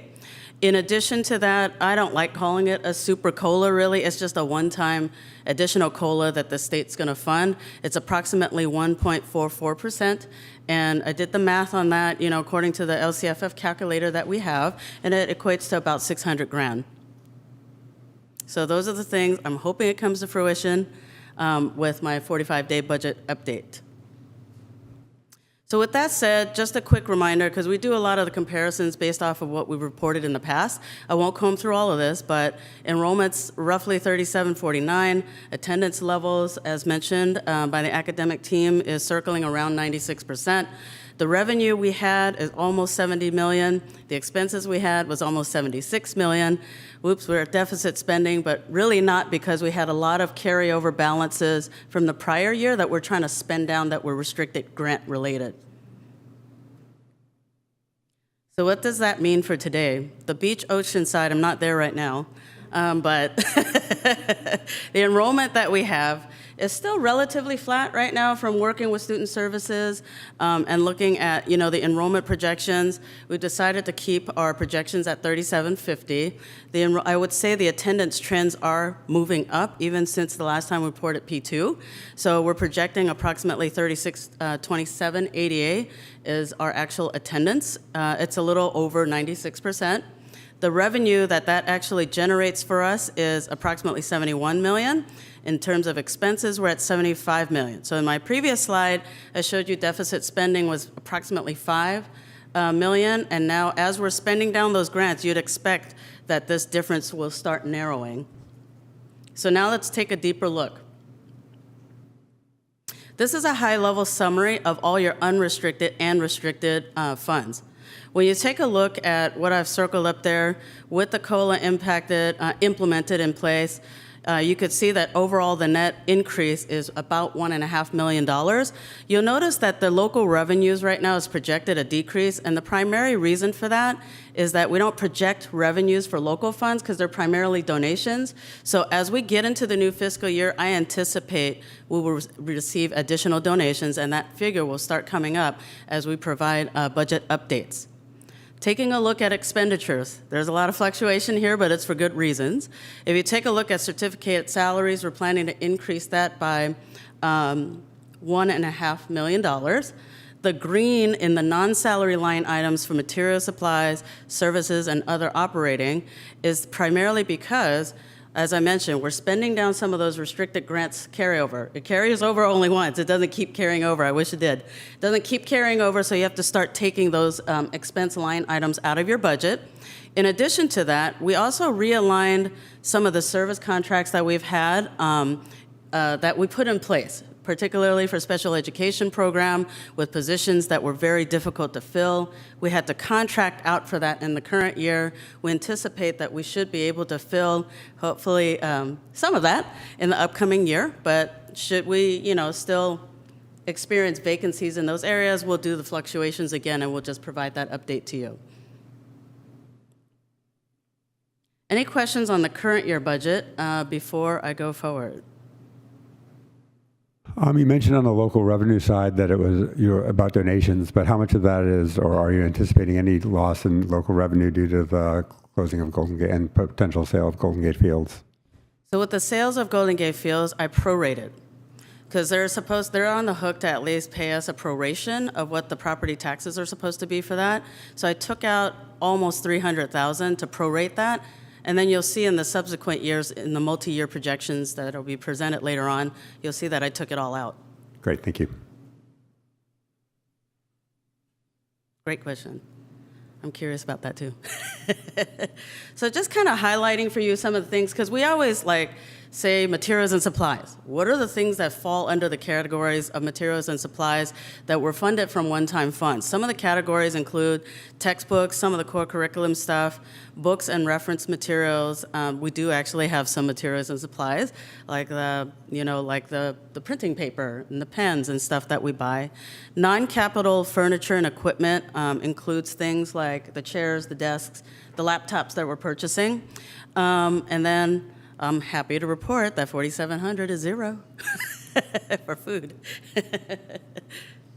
Not that I don't like to eat, but going into the 5,000s, we have the services. These are the categories that fall under services. This is really more or less like a friendly reminder that services doesn't mean consultants. Services means contracted services that we have going out, which includes travel and conferences, dues and memberships, the insurance that we pay, utilities, rentals, leases, repairs. And then, of course, we do have some consulting services. And then we have communications like our phone lines and so forth.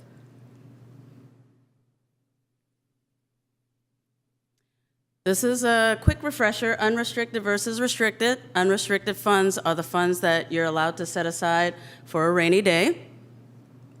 Restricted has a specific purpose. So as you take a look at this, and for those of you who follow me at every budget revision, the picture is actually a little brighter this time. The outlook for the rainy day is actually a little greener. But I did want to separate out the unrestricted versus the restricted funds. So you could see we're projecting right now for the budget, we have about $50 million in unrestricted funds coming in. And then for the restricted, it's about $21 million.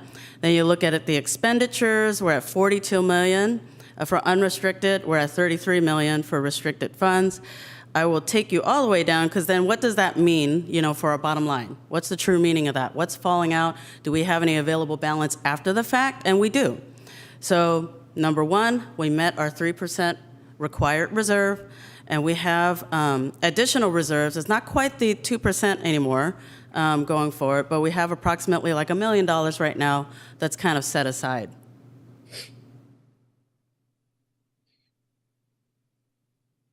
What is a multi-year projection? A projection is a higher level estimate of what the future fiscal plans may look like based on information available today. And the reason I say that is because even the governor right now is still trying to finalize what his budget for the new year is going to be. And a lot of that is impacted on our economy, our market outlook. I mentioned before, every day you turn on the TV, sometimes the Dow drops a couple thousand points, which is crazy. And sometimes it increases a couple of thousand points. But those fluctuations in the economy tells us how much the government is actually going to get, and is indicative then on what we can expect on how that transcends into education. For the multi-year projections, this high level, this is not doom and gloom or pessimist or anything like that. You could see here that we were at 3694 projected enrollment. We're leaving it relatively flat over the next few years. I do think that there's potential here primarily because our TKers are growing at a rapid pace. So we will continue to monitor that and keep you posted, on what comes in the fall. For our revenue, as I mentioned, it's 2.87% COLA. You'll see in FY28, it's expected to go up to 3.3% for our COLA, and then it dips back down to 3.09%. So what that tells me is that for the subsequent years, I would say that what's being projected is a little uncertain. They're unsure. And this, to me, looks like they're being a little cautious. They're scaling back a little bit by FY29. In terms of federal funds, uncertainty, in the federal level, so we're keeping that relatively flat. For state funding, we reduce the one-time funds that are coming in throughout the subsequent years as they expire or as we use it up. And then for our local funds, I've decreased the parcel taxes according to the sales of Golden Gate Fields in anticipation of what I think that the dollar impact would be. And for expenses, the step and column, you'll see the current salary posted basically on the salary schedules. You could kind of see some fluctuations there. The medical benefits is somewhat estimated at approximately a 5% increase. It varies every year, which is kind of scary. But you know, it could be as low as like 4%, or it could be high as like 12%. And so right now, we're kind of keeping that at the middle ground at approximately 5%. And in terms of materials and supplies, as I mentioned earlier, generally you increase the ongoing expenses by approximately 3%. But like I said, we took out some of the expenses that we know were funded from one-time funds. So with that said, what does the picture look like? More ants crawling on an Excel table. On the top line, I wanted to highlight, you'll see that for unrestricted funds, I broke it down separately this time for the outlook, because the assumptions vary pretty drastically. If you're looking at the beginning fund balance, you can see that, you know, because we're continuing to deficit spend, we are using our fund balance. And so it slowly dwindles and declines over time. As I draw your attention then down to the excess of revenues over expenses, that's where it's telling us we're deficit spending. So when that doesn't become a good sign is actually when you don't have any more carryover funds to absorb that excess deficiency in spending. So what does that mean for the fund balance? Well, you see here we're deficit spending. I'm cautioning in yellow because over time, the additional set-asides that we are able to do above the 3% starts to slowly decline. And then you'll see that, you know, the good news is that we will be able to still continuously meet our 3% reserve, but it is declining, and that's something to look out for. As you look at the restricted funds, this is telling us the story that we're spending down the restricted grants also as we're receiving them. I want to highlight the bottom, and this is not meant for doom and gloom. There's some caveats here.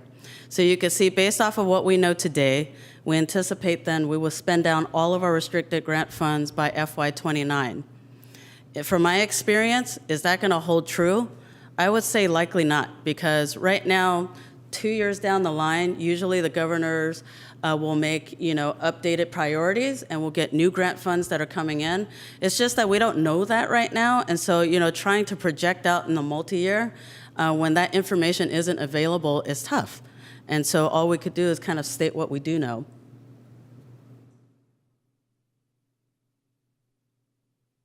And so to me, this is still okay.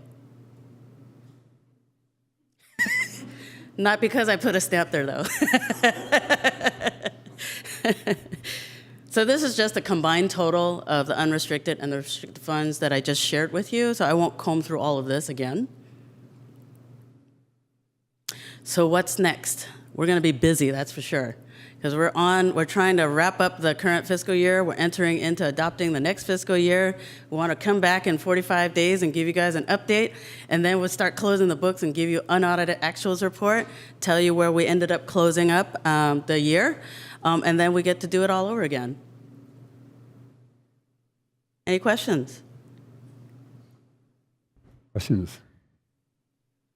I have a question that's probably unfair to ask, but I'll ask it anyway, which is, so basically I read this as in 3 years we're basically flat to the 3% reserve, i.e.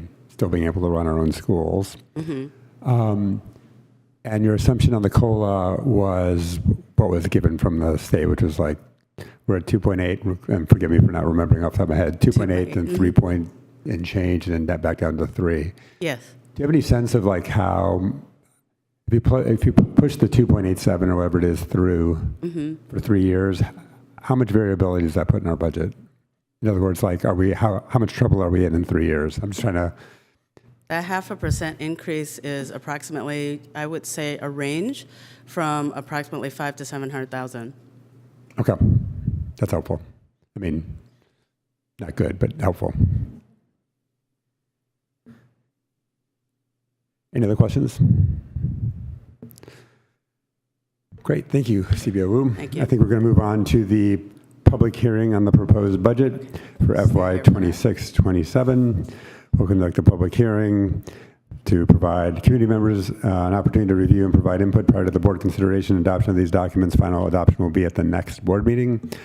I'm going to open the hearing. Seeing no comment in the room and seeing no comment online, I'm going to close the hearing. Great, thank you. Thank you. We're going to move on to staff reports. Let's move on to staff reports. On to the SIPSAs.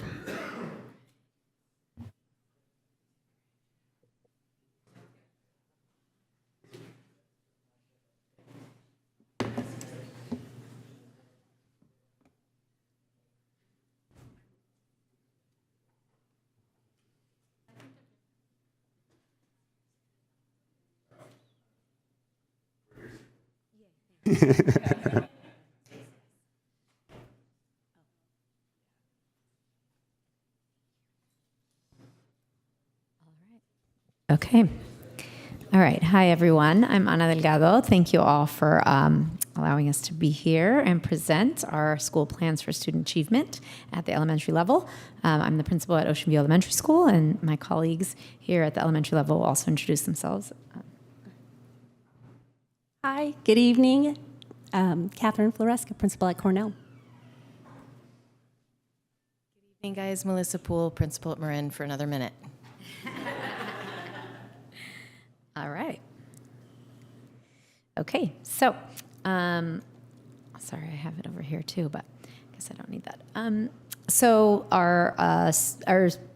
sorry, it's kind of late, so let me take a breath. I'm not up this late. Hey, at least you're not looking down the barrel of another couple hours, so go for it. Okay. So we are going to briefly describe the components of a student achievement plan, our goals around it that we have at the elementary level, the actions and strategies that we are using, and then we are gonna talk a little bit more specifically about the SIPSAs specific to our elementary schools.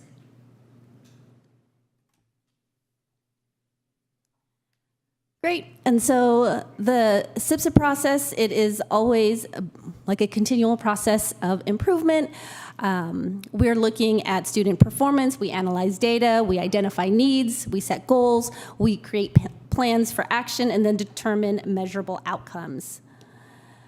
Some metrics that we look at from year to year is a California dashboard, looking at our progress on state testing in English language arts, math, and science, English learner progress, chronic absenteeism, suspension. We look at FastBridge reports. This year, we use DIBELS, and the California School Climate, Health, and Learning Surveys, so that are administered to kids, staff, and parents. So, how does the SIPSA tell our school story? We walk through a process all year long with site council and think about questions like the ones that are listed here. We start by looking at data, similar to what we did tonight. We look at trends to see which student groups we need to focus on, and we talk about evidence-based practices and strategies that we're using to support students. It's a collaboration. It's a brainstorming session. Basically, what do we need to do to meet the needs of our students, specifically the students who are underperforming. And we shore up our systems around interventions and supports to address learning gaps and extend learning for folks. And this is a new toy I'm not familiar with, so I'm just going to push a button. Okay, awesome. It's like, let's see what this one does. Okay. So the SIPSA goals are aligned to the LCAP goals, which we just saw. They're not different. Goal 1 is equitable, inclusive, and rigorous instruction. Whole child development and belonging and collaborative systems are what we focus on to stay aligned with the district goals.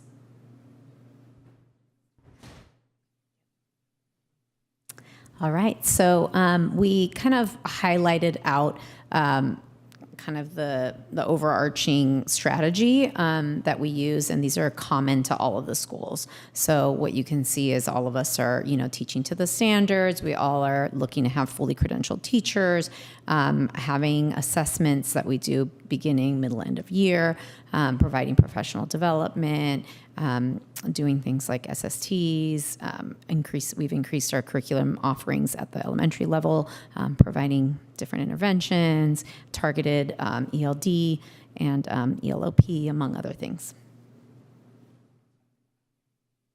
In terms of whole child development and belonging, some strategies across the elementary schools is, again, administering the Healthy Kids Survey, providing social, emotional, and anti-bias curriculum and instruction, positive behavior supports, positive behavior and intervention systems, holding and having SST teams, mental health counseling, school safety plans, attendance monitoring, mental health support, and having, again, staff and parent surveys. The things that we're all aligned on are our homeschool communications, newsletters that go out through Parent Square, our parent education events. We partner with, whenever one elementary school has a parent ed event, we invite all 3 elementaries so that all parents in the district can benefit. We have opportunities for parent and guardian participation, school and district committee participation. Parent-teacher conferences are a really important tool and time for us to communicate with families about student progress. Our ELAC and DLAC meetings serve our multilingual learners really well. We have translation services available for IEPs and SSTs and 504 meetings. We report on student progress regularly. Our California School Parent Survey that was listed previously. We've done a lot of work on our cost teams, and I'm looking forward to doing more next year. And our instructional leadership teams are just bursting and growing. So that's exciting. And So at Cornell, students continue to perform well on the English language arts and math SBAC assessments, but we did see a slight dip in the 24-25 school year. By a couple of percentage points overall, but I do want to highlight our some subgroup performances for our Latinx, Latine student scores. Those students increased by 10 percentage points. Our English learner student scores increased by 8 percentage points, while students with disabilities and students from socioeconomically disadvantaged backgrounds decreased in percentage points. In math, while we did see again a slight decrease overall, all of the following subgroups increased in their performance. Students with disabilities improved by 5 percentage points. Students from socioeconomically disadvantaged backgrounds improved by 1 percentage point, English learners by 3 percentage points, and Latinx, Latine students increased by 1 percentage point. Overall, our chronic absenteeism continues to improve by declining 1 percentage point, and for students from socioeconomically disadvantaged backgrounds and our Latine and Latinx students, their overall absenteeism declined as well. Our mental health referrals continue to remain a consistent flow. And so the identified needs at Cornell, in ELA, we will continue, the need is to continue on an instructional focus on literacy with our lens on English learners and targeted interventions. We'll provide consistent math support for student groups and provide consistent social emotional learning opportunities. And so what this will look like is that we will continue to refine both the student and collaboration schedules to prioritize outcomes for intervention in both ELA and math. For ELD, we will continue to focus on our English learner progress by increasing collaboration among teachers for multilingual learner success. And overall, we'll continue to do our data talks within the different grade levels to examine instructional practices and look at student groupings for support. We will refine and review our culturally affirming and social emotional learning practices to create a stronger sense of belonging. And what this really looks like is also refining our tools and creating consistent opportunities for students to provide feedback on school and belonging.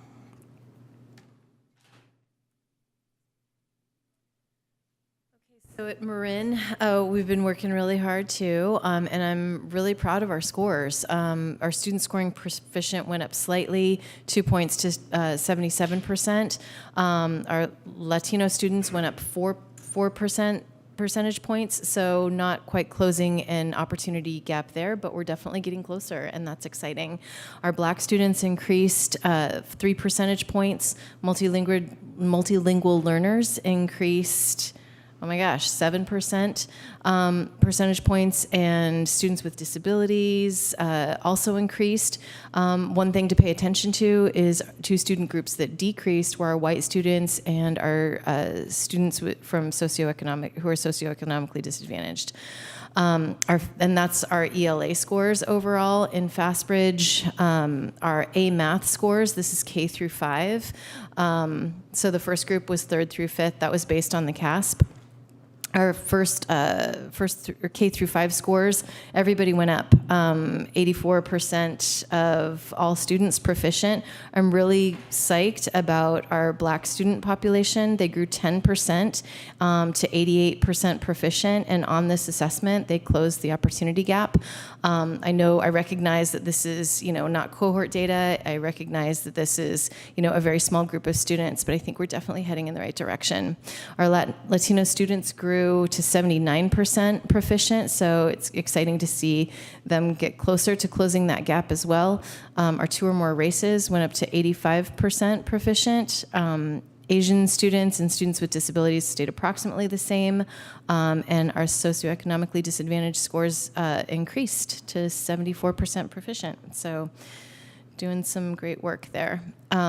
Attendance.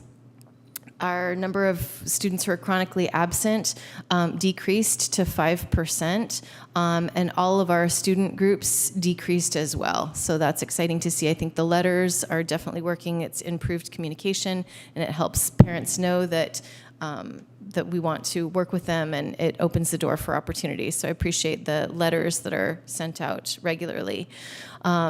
Our identified need at Marin that we're focusing on in ELA and math is to continue to reduce achievement gaps and opportunity gaps for student subgroups not performing at the same overall rate as their peers.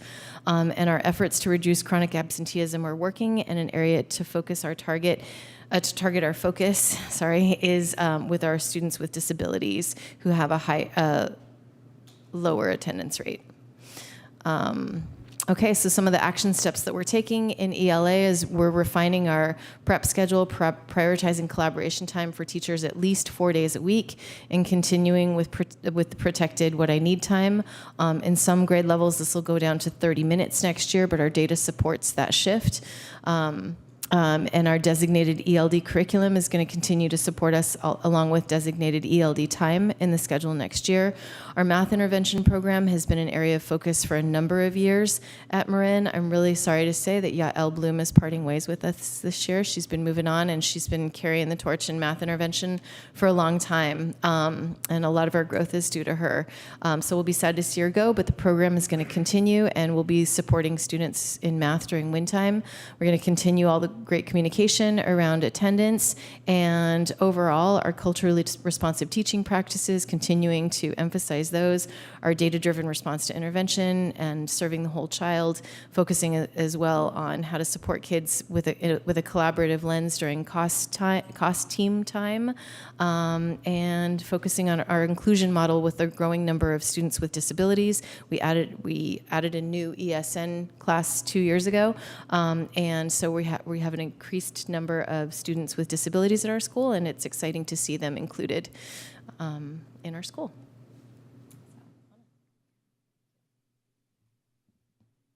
Okay. At Ocean View, we have been seeing over the course of actually the 4 years that I've been there, longitudinal data that shows increases just overall and in all of our subgroups, which has been very exciting. So the data here, though it's year to year, if you looked at our scores longitudinally, if that's the right word, then you would also just see like an increase in our CASP scores and a decrease in chronic absenteeism and all the different metrics that we've been looking at this whole evening, which is really exciting for us. Overall, our scores year over year increased by 5% in ELA CASP. Our subgroups all increased year over year, some making substantial, significant growth, but one group whose scores decreased year over year substantially was our Asian demographic of students. This is one where we want to dig deeper and see what it is that's happening for them. One thing that I was looking at in our end of year data is that, I don't want to say the wrong percentage, so let me make sure I say it, but we have, some subgroups at our school that are also ELs, and one group that I know has grown in terms of our ELs is the Asian demographic of ELs, right? We have more Asian at Ocean View than we've had in the past, and so I'm wondering, just like if that's part of what can be challenging, right? That these students are both multi-language learners. Because 68% of our students who are below or well below in DIBELS at the end of the trimester are actually Asian, identify as Asian demographic. So that was kind of something that I was like, I'm curious. So anyway, and in math, we also increased our score slightly year over year, and in all of the subgroups except for that Asian demographic of students. All right. In terms of other metrics, we had last school year a huge percentage of students who made tremendous LPAC growth and proficiency. So year over year, it looks like pretty substantial, like a decline. But then if you look at our trajectory for the past 3 years with specifically LPAC scores, we are 2 points above what we were in 2022. So again, longitudinally, we're still increasing, though year over year it fell. Our chronic absenteeism rates rose slightly from last year, which is interesting because we feel anecdotally that things have gotten better, but obviously that's something to dig into more. Our students with disabilities, we continue to see some chronic absenteeism, so that's something that we want to focus our efforts on. And our Latinx students as well had greater absenteeism in year over year. So in terms of needs, we still having a large percentage of our school be multi-language learners. We want to continue to have an instructional leadership focus on how our English learners comprehend and make sense of mathematics and also understand how to read and comprehend. We have a renewed interest in thinking about our students with disabilities with a lens of like UDL, which we've done before, but really using them as kind of our focus group to then make systemic differences in our classrooms to challenge ourselves to provide better instruction for students with disabilities in all of our areas. Obviously, we want to dig deeper into the demographic of our Asian population and see what's going on there and support them as needed. We want to provide more professional development for integrated ELD in our classrooms because we think that'll benefit all students. Also continue to develop our strategic designated, pull-out ELD supports and collaborate more with the special education department so that we can have we can see greater gains in that area. And then just overall at Ocean View, we are celebrating incremental growth because we have seen it, we have felt it, we're really excited about it. We continue to be proud of the work that we're doing, and we want to just continue to strengthen our teacher pedagogy and student connectedness. That's our presentation. So any questions? Questions? Trustee Boyd. Just one question about the Cornell metrics. I just wasn't sure for the decreases that, slight decreases that happen in the English language and the math scores. I wasn't sure whether like the specific populations, I know there are some that are called out, but the specific populations that their performance decreased, if those are sort of called out, and if the actions that are, like the actions in need that are identified are in some ways focusing on those specific groups. Let me know if that doesn't make sense. It's late for me too.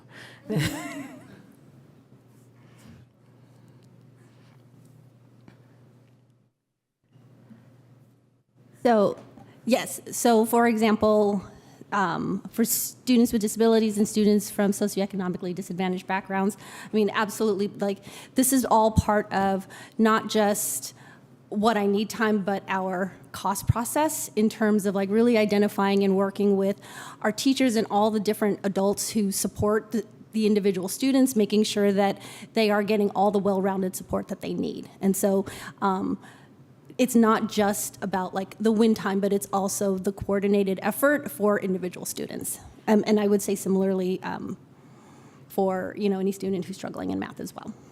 Thanks. Yeah. Other comments, questions?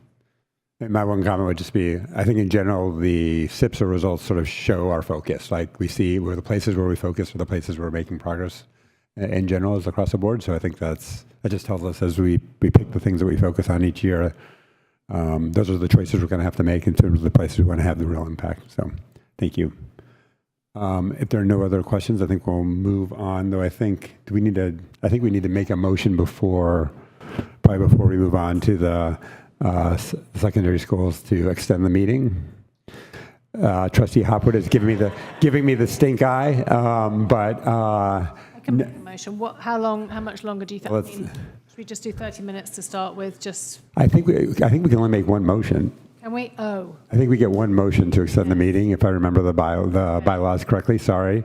Sure, that's okay. No, I think you're right, actually. Yeah, so stop clock is right twice a day. But just for open session, right? Do we then have to convene to close session as well? That's the part we do. Yeah, I'm gonna look at Julie on that one. When we extend the meeting, does that also need to include our time in closed session? Because I know we've got for better or for worse, a decent closed session conversation. It's okay. If it's bad news, Julie. I'm sorry, I don't know the answer to that, but I would say probably you need to have for closed session as well. Okay, but so I just think we're not going to be productive if we're here late. So what's the longest we can? Can we? Is there anything we can table that we have currently? I think we can. I'd have to look the CBO. We can table the CBOC report probably, but that's also a 2-minute conversation, I think. So that doesn't save us a ton of time. Just trying to be realistic. So can we table the math vision? So somebody else will have to. Because I think it'll work. We can table the math vision. Great, we'll do that. Okay, so that means that we have our... The math vision, I think, is probably one of our longer... our secondary, and then we would have our... Those guys are going to be on it. I have full confidence in those guys. Mm-hmm. Okay, and also... I won't talk too slow. Right. Do we want to say that we'll extend by an hour? Yeah, I think we need at least an hour. Yeah. Is that sufficient, though? I don't want to be... I mean, that at least gives people something to work towards, because I think that's late enough. Oh, I'm not. Let's be clear. I'm not looking forward to being here. No, not at all. But I was just thinking if we need to be realistic. I mean, yeah. I might go an hour and a half just to be safe, but I might be a doomsdayer. Josh, I think we might be limited to no longer than 11 p.m. in the board policy. I think if I recall, I'm going to look at Julie to correct me. I think the board policy says we get one extension, but I don't recall that it says the duration of the duration. Duration as opposed to a... Yeah, I don't recall. Can I have I'm phoning a friend to get the right answer here. I'm looking right now. As I'm sweating to death with everybody else in this room to make it a really comfortable extra hour or two.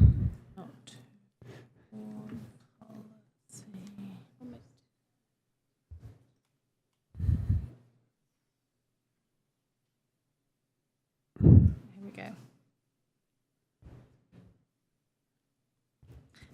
Right. Oh, Verdict says. Oh, I found it. This is 5 precious minutes. Just got to find it.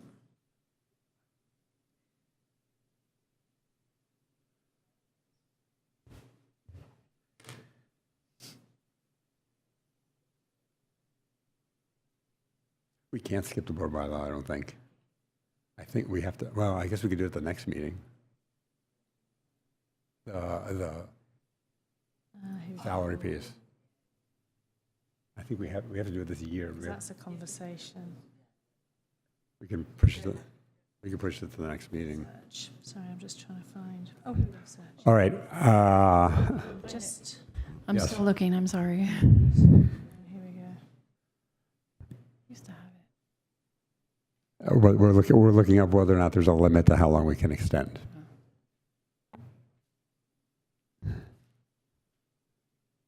I don't recall one, but I'm not always right.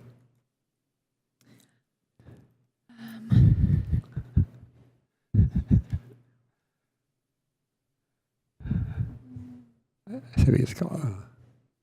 Rushing around. We got 1 minute to make the call. Yeah. I think almost there. Here we go. Oh no, conduct actions. Mind.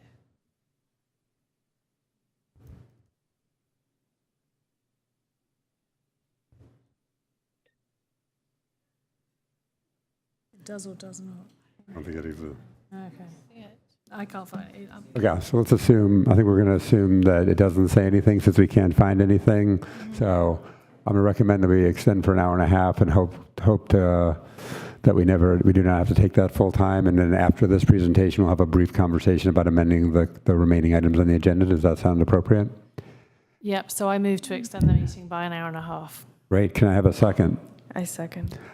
All in favor, and no, sorry, I should do a roll call vote. I forgot to do this earlier, so let's do a roll call vote on extending it by an hour and a half. The hits keep coming. Okay. Trustee Khan. There is no one in the room. I vote yes. Trustee Boyd. Yes. Trustee Hopwood. Yes. Vice President Inglis. Yes. President Mahoney. Yes. Okay, sorry for the brief interruption.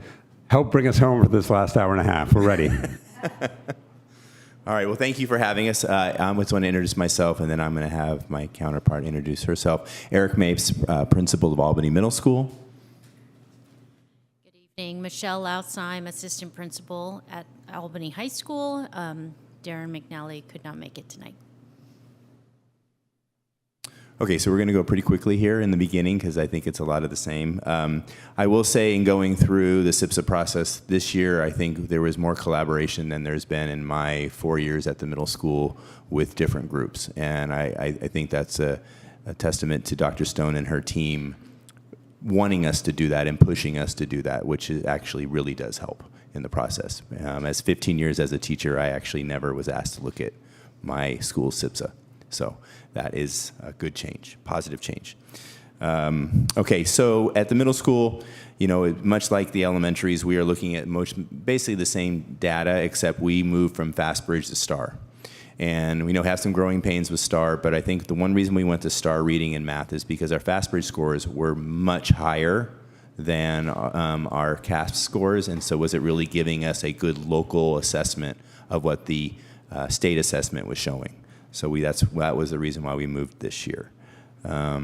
Again, we looked at how our students are doing. Do we see trends? We were looking at data with our different groups, department leadership team, the instructional leadership team, school site council, and even students. And then what interventions do we have and what are we missing? And that's probably the hardest part is what are we missing? And I can talk about that in a little bit. So we do follow the LCAP goals. And so the first goal for us is always around student achievement and then supporting the whole child and then how as a staff can we get better. So just to look at quickly over the metrics, our English scores did go up by 3%. Unfortunately, our math stayed the same, which I was hoping would go up. If you look at our STAR data from the beginning of the year, it's pretty similar. Actually, our math STAR data was actually at 63%. And our language arts was 79%. So it was pretty similar. We saw some increases, and unfortunately, we saw some decreases. And so what I like to do is I like to say I look at our groups of students, and I look at them more as individuals and not as groups. And so targeting individual students who we see in these groups, what are we going to do for them? And so that's something we talk about in our care team meetings, which is our cost team. We talk about that as a leadership team with our counseling team, with our department leadership and our instructional leadership, which was new this year and is actually a very valuable addition to how we do things at Albany Middle.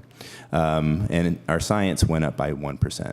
So a little bit here and there. I mean, the decreases really bother me with our African American Black students decreasing on the English language arts and our Latino students decreasing a little bit. I don't like to see decreases. I like to see increases.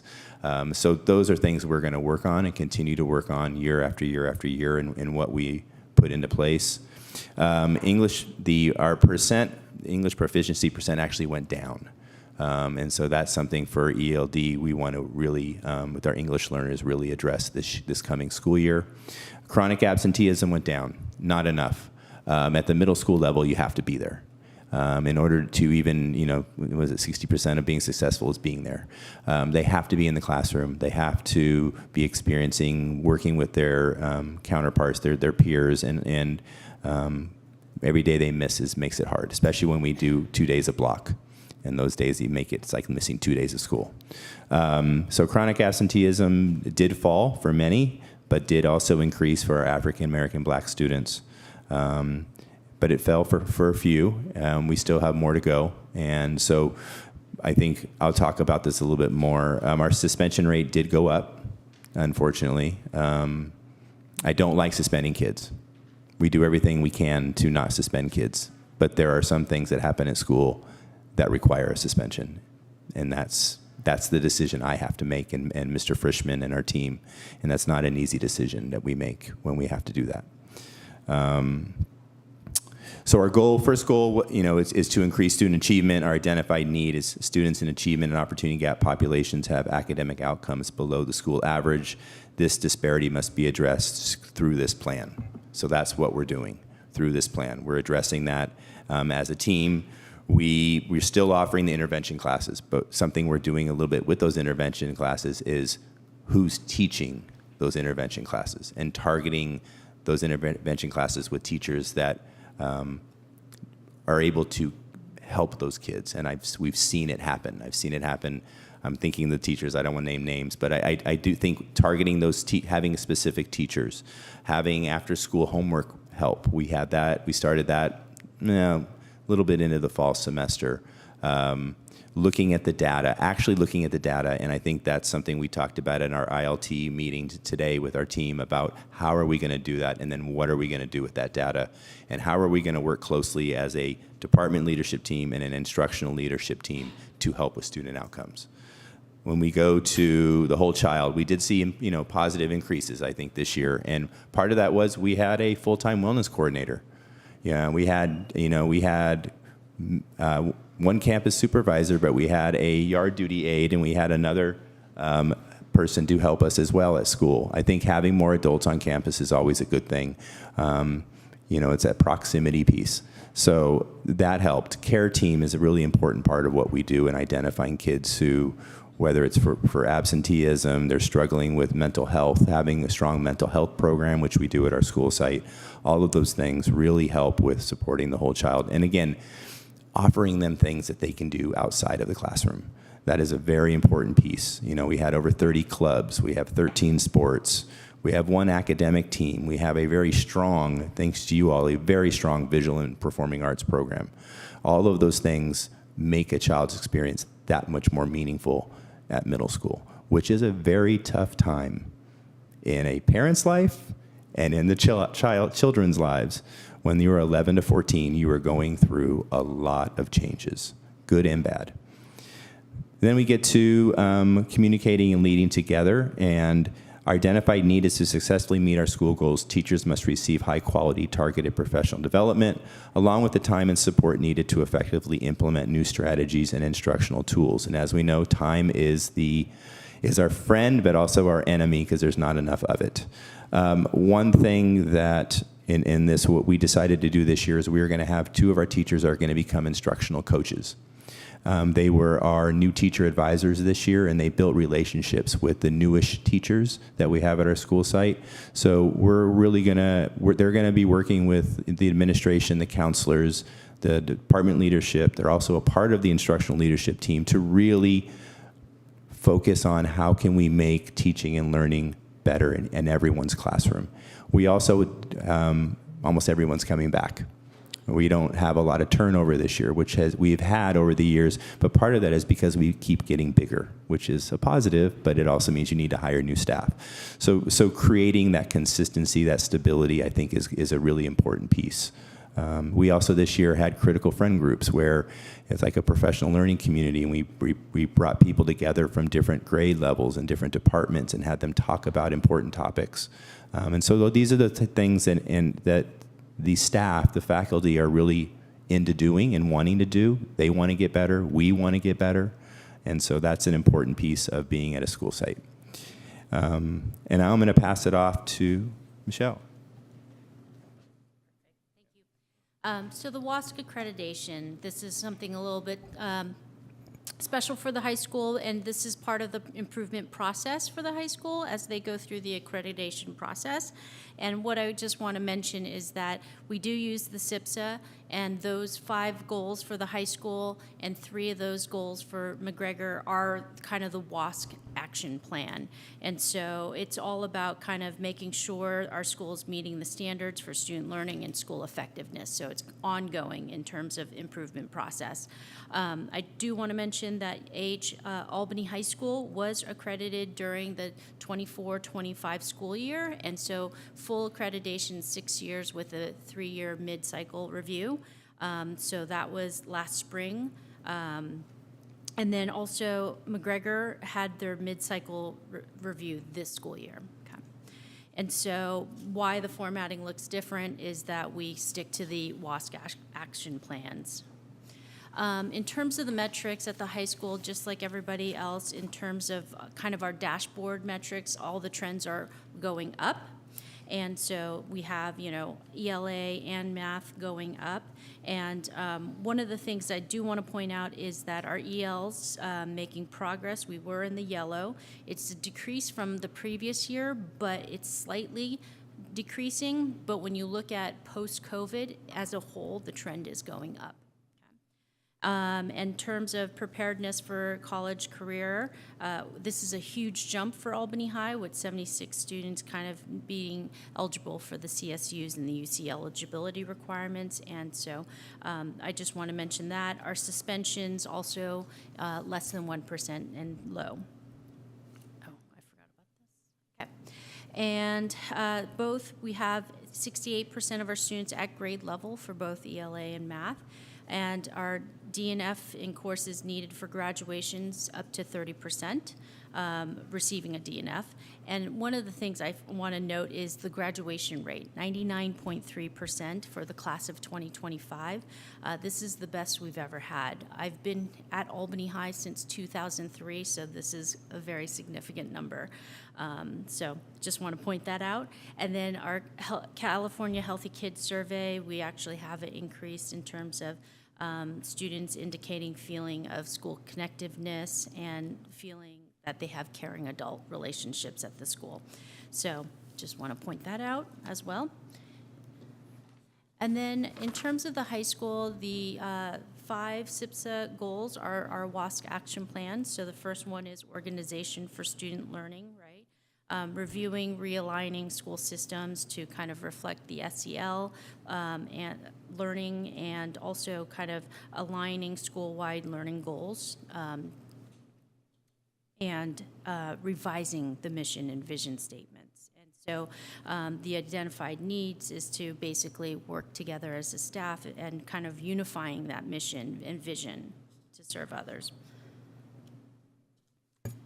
The second goal in curriculum is basically continuing to offer a wide variety of quality courses, kind of fostering training, collaboration with teachers, and maintaining high quality, utilizing strategies so that we can make sure our students, our graduates are career and college ready.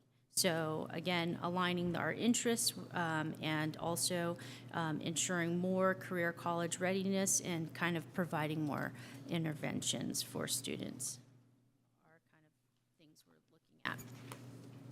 Teaching and learning is basically increasing school interventions and supports and basically focusing on those students and trying to identify students that are not achieving in comparisons to their peers and just kind of looking at more ways to support them. Assessment and accountability is revising and refining that process to kind of identify who is struggling, right? We've before used the D and F grades for required classes for graduation. We've also used the college career readiness. And so staff and administration were trying to work together to identify those students again.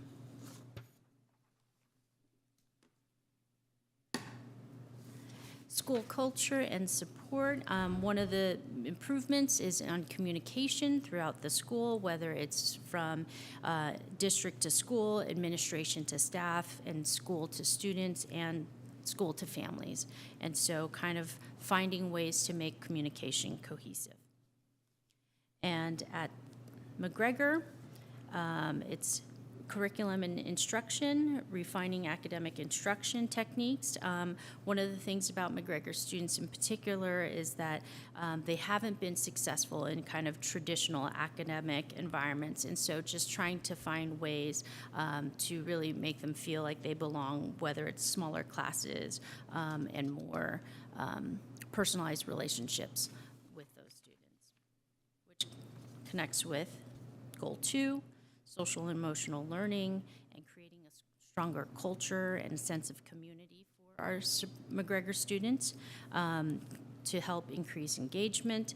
And so students sometimes feel disconnected from the school and the community. And so one of the things we want to focus on is kind of fostering success for these students and so that they feel cared for. And the last goal for McGregor is community connection, building more of a team-centered approach to all students, increasing student-centered collaboration. And so McGregor has done a fantastic job. Students will, teachers and the admin will come together regularly to talk about each of the students in the McGregor program. And action steps. Yes. So there are a number of secondary action steps. The department leadership team at Albany Middle and at Albany High really want to start doing more articulation, looking at the movement from 8th grade to 9th grade. And so those conversations were happening in our department leadership teams, and now they're going to be put into action, and we're going to be meeting throughout the year with each other. And it's important that we do that. So we know what we did some learning walks where our ILTs went to the high school and the middle school and got to see the similarities and differences. And so we really want to make that articulation stronger, and that hasn't happened for a long time, and it's time it happens. We got a little envious of the elementaries and how closely they work together. So it's time we start looking more 6-12. You won't see a 6th grader playing on a high school basketball team, but that's okay. Create a clear progression in academic expectations through grades 6 through 12, including explicit instructions as expectations increase. So, we can't say we're going to be doing the exact same things because middle school and high school are very different. But I always say it's like for middle school, it's like walking up 3 stairs. The next stair is not 9th grade. You actually have to come to a flat surface, turn the corner, and start going up those stairs. It is a jump, but we need to make sure our kids are ready, and we are ready, and we are doing everything possible to make them so they can be successful in high school. And then having clear expectations for students and teachers around how assignments should be communicated to students. I know the high school is going to be doing using Canvas. And we have come up with shared agreements at the middle school where all of our students this next year are getting planners. And every teacher is going to post the homework either on the board or on the television screen, and the students are going to be expected to write the homework down.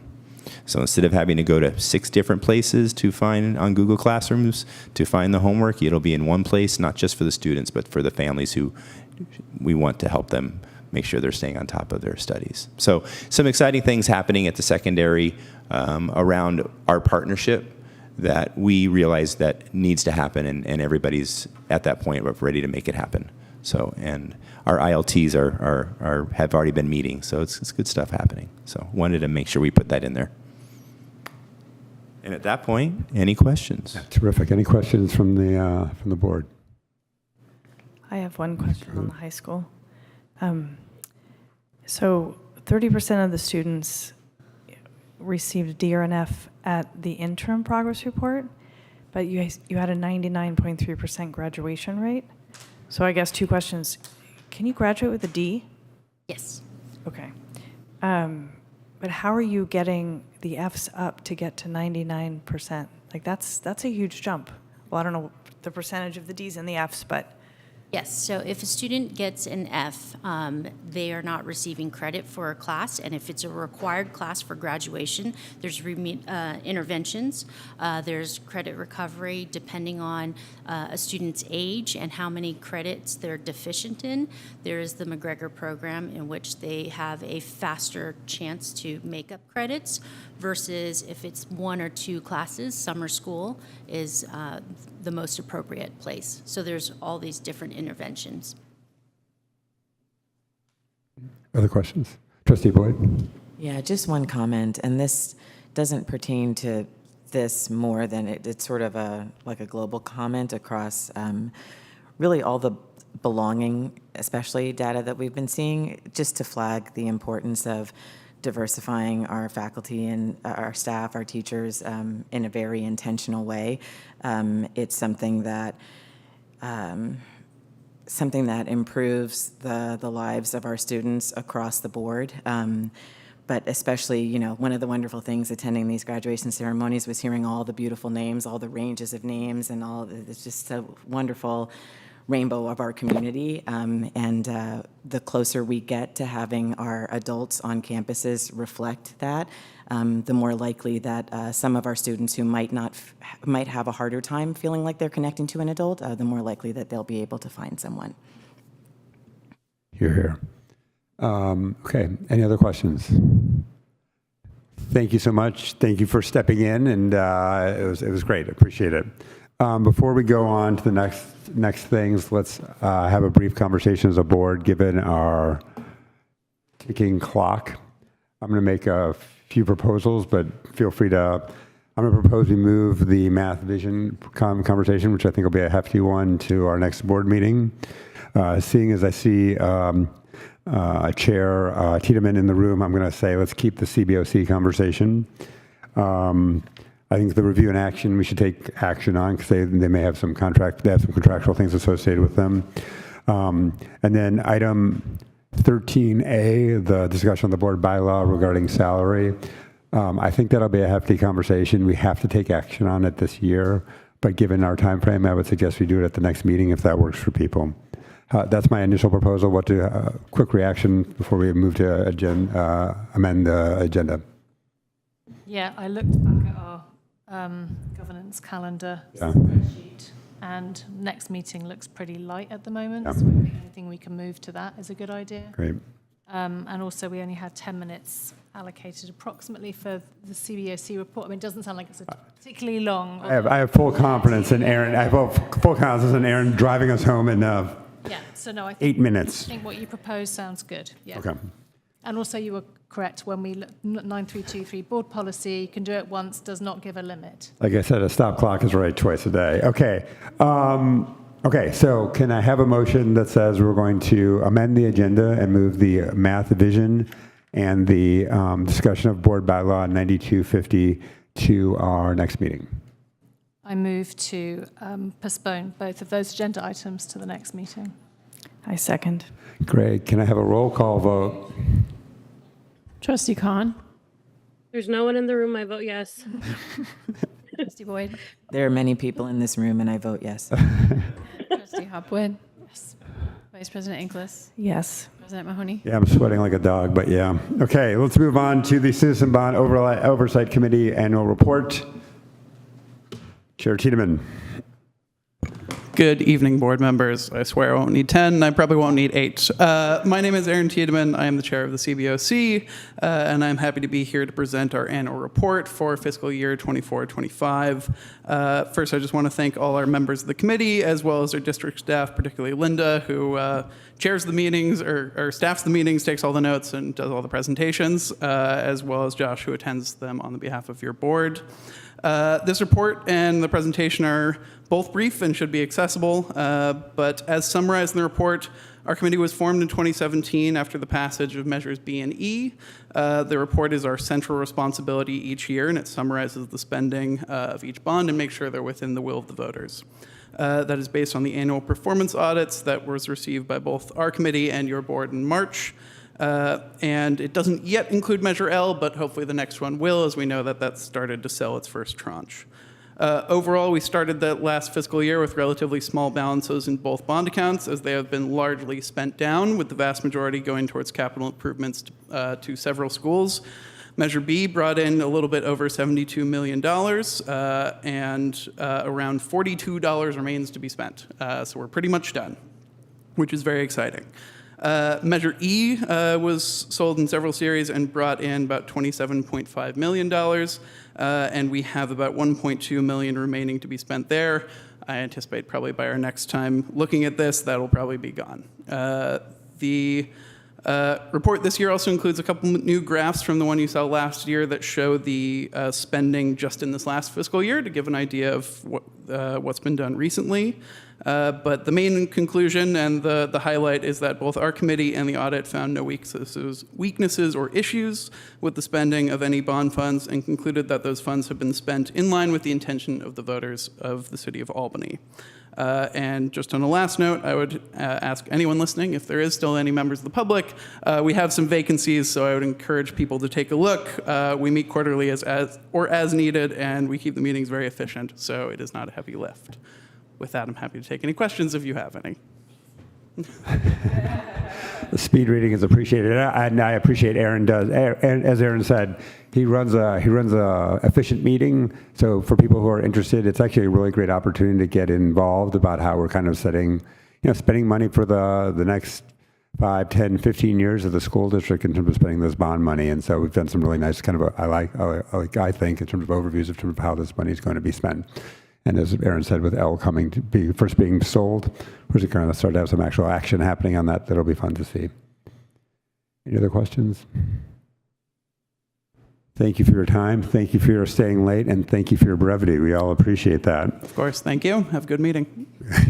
We'll move on to our review and action items. We've got the approval of the declaration and disposal of obsolete instructional materials. It's like, you're up.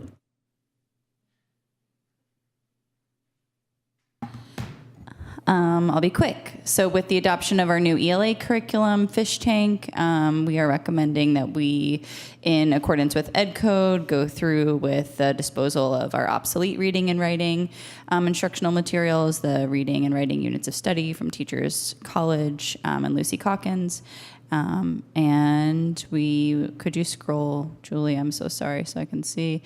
We would like to recommend that the board declare the instructional materials identified in the attached inventory obsolete and authorize us to dispose of the materials in accordance with California Ed Code, Section 60510-60530. Any questions from the board? Any comments from the public, either in the room or on Zoom? Seeing none, do I have a motion?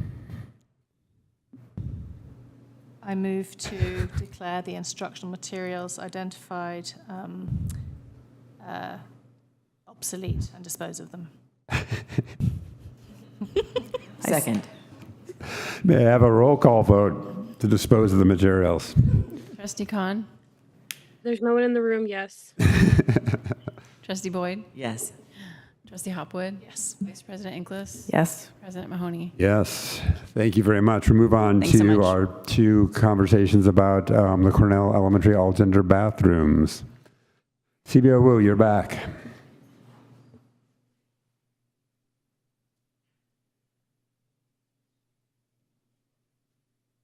Make it quick, thank you.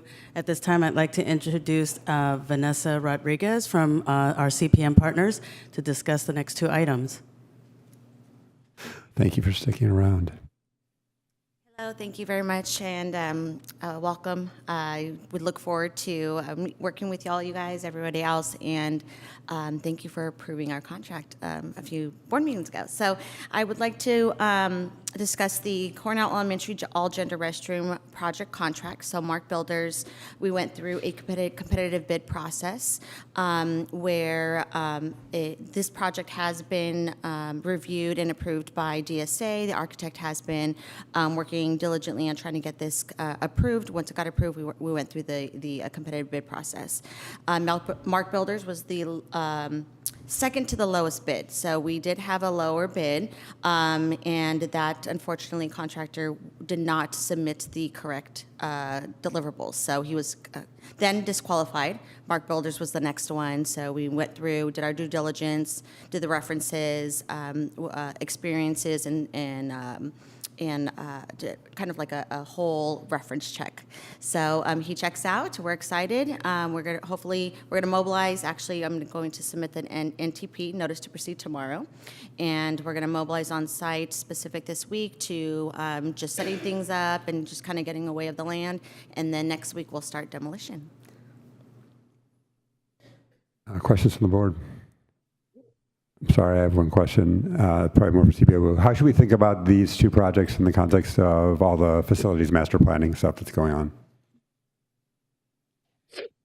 This has been a long time coming, and this is one of those items that we must do and cannot wait for the facilities master plan implementation phase to occur to upgrade these bathrooms. So we feel that this is a priority and we need to move forward. Yes. Can I also add that it is a part of a closeout of a previous upgrade to Cornell for the playground. So we do need to close that out, and part of that is doing these bathrooms. But there is some intentionality around ensuring that whatever we do with this wouldn't be undone with whatever we do next at Cornell. Great. Any other questions from the board? Comments from the public, either in person or on Zoom?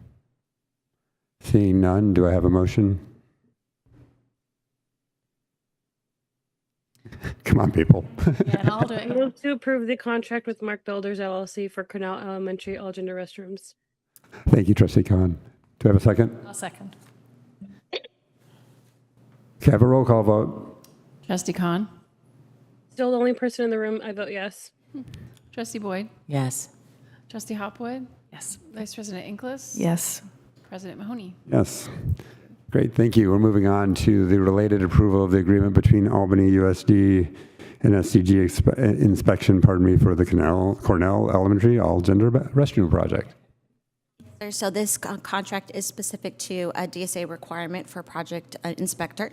So he basically does all the back check and makes sure that all the DSA requirements are met and we're building out the project correctly. So this is our project inspector. We did also go through a competitive bid process, and this was the lowest bid. Thank you. Any questions from the board? Any comments from the public, either in the room or on Zoom? Seeing none, do I have a motion? I move to approve the agreement with STG Inspection LLC. I second. Can I have a roll call? Trustee Khan? Still the only person, I vote yes. Trustee Boyd? Yes. Trustee Hopwood? Yes. Vice President Inclus? Yes. President Mahoney? Yes, great. Both motions passed. Terrific. Thank you very much. Look forward to more bathrooms and better bathrooms on the Cornell campus. Okay, we're skipping item 13, which will be postponed to our meeting on 6/18, and we're moving on to the consent calendar, which is item 14. Do I have any Have any comments on the consent calendar before we go to motion? Anything from the public, either in the room or on Zoom? Oh, thank you. I have a question on Zoom. Go ahead. Yeah, is this the agenda item with the human resources? Because I couldn't tell. Yes, Okay, yes, I do have a comment. go ahead. So I have a comment related to the new position that's on here about educationally related mental health services. And I have a statement to read that's on behalf of our other school psychologists in the district. So hello, I am Julia Hart, the school psychologist at Marin and Ocean View Elementary. I currently support students at my sites with IEP counseling, assessments for special education, and 504 plans, and support the cost teams. I'm here to speak about the newly proposed position because as a school psychologist, I want to ensure that we are providing the right support for students in order to support their growth. When I first read the new position description, I was confused because all of the listed duties are those of a school psychologist or BCBA, two positions we already currently have in the district. Through union bargaining, we also increased our school psychologist FTE to 5.0 so we could offer more counseling, MTSS, crisis, and behavior support to our sites. After having conversations with our leadership, it is now clear to us psychologists that the intent of this position is not to replace the school psychologist, but to provide a higher level of mental health and behavioral support to students primarily at the high school. The school psychologists are in favor of this idea. When deciding our position allocations for next year, we are planning to increase the support to these high-need students and have a psychologist on site at the high school 3 days per week. For mental health counseling. We also understand that these students may actually need 5 days a week, which is part of this proposed plan. I personally have worked at several high schools with the Counseling Enrich program, and the successful programs do have a full-time mental health support person. And we agree that providing this high level of support will help reduce non-public school placements, a very restricted placement that may not be in the best interest of students because we know that achievement is higher in the least restrictive settings. I'm out of time. Am I able to have a little bit more or no? You can have a few more seconds. Go ahead. Okay, so basically we're requesting to have more conversations with the district leadership and HR to make changes to this position so that it's clear that it is not replacing a school psychologist. Great, thank you. People want to keep the item on consent, or do we want to pull it? Or do we want to comment? I'd like to better understand the distinction.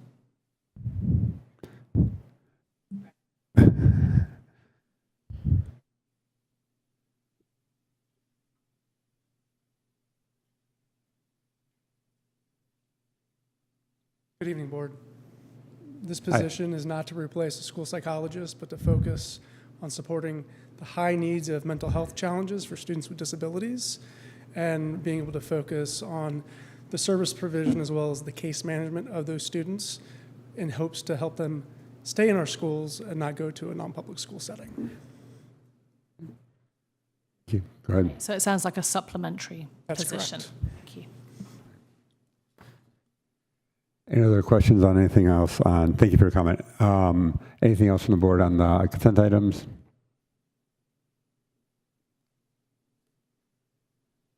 Do I have a motion on the consent calendar? I move to approve the consent calendar. Second the motion. Can I have a roll call? Trustee Khan, Still the only person in the room. I vote yes. Trustee Boyd, Yes. Trustee Hopwood, Yes. Vice President Inglis, Yes. President Mahoney. Yes. Thank you.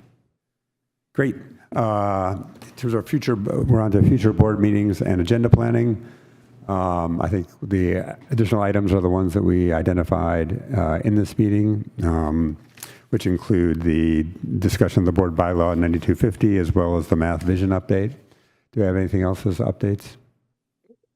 Go ahead, Trustee Boyd. Use of screens and tech at our various grade levels. Yep. And also the equity across elementary schools. Any other With topics? regard to fundraising in particular. Any other future board meeting topics? Yes. A year ago, over a year ago, we approved a new SPED position, and we had said we were going to bring it back at some point and understand if it in fact reduced overall expenses. What?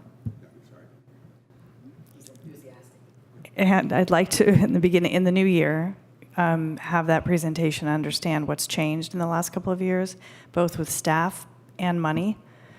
Thank you. Anything else from an agenda planning perspective? Yes, Julie. I just have a question about the board bylaw discussion. Yeah. Do you want that on a review and action item since you have to make a decision? Yes, it has to be because we have to make a decision at the next meeting. So I appreciate that. Thank you for the clarification. Okay, so we're going to recess to closed session to continue our conversation that we started earlier, and then we'll come back later. Thank you so much for everyone for sticking around.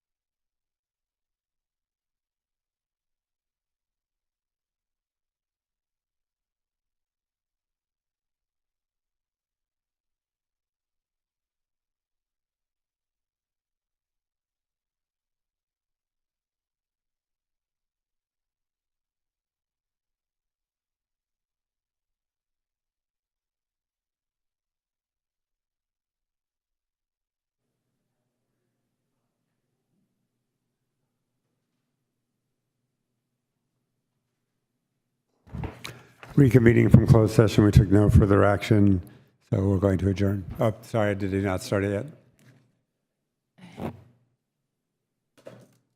Recording in progress. Reconvening from closed session, we took no further action, so we're adjourning the meeting for tonight. Thank you.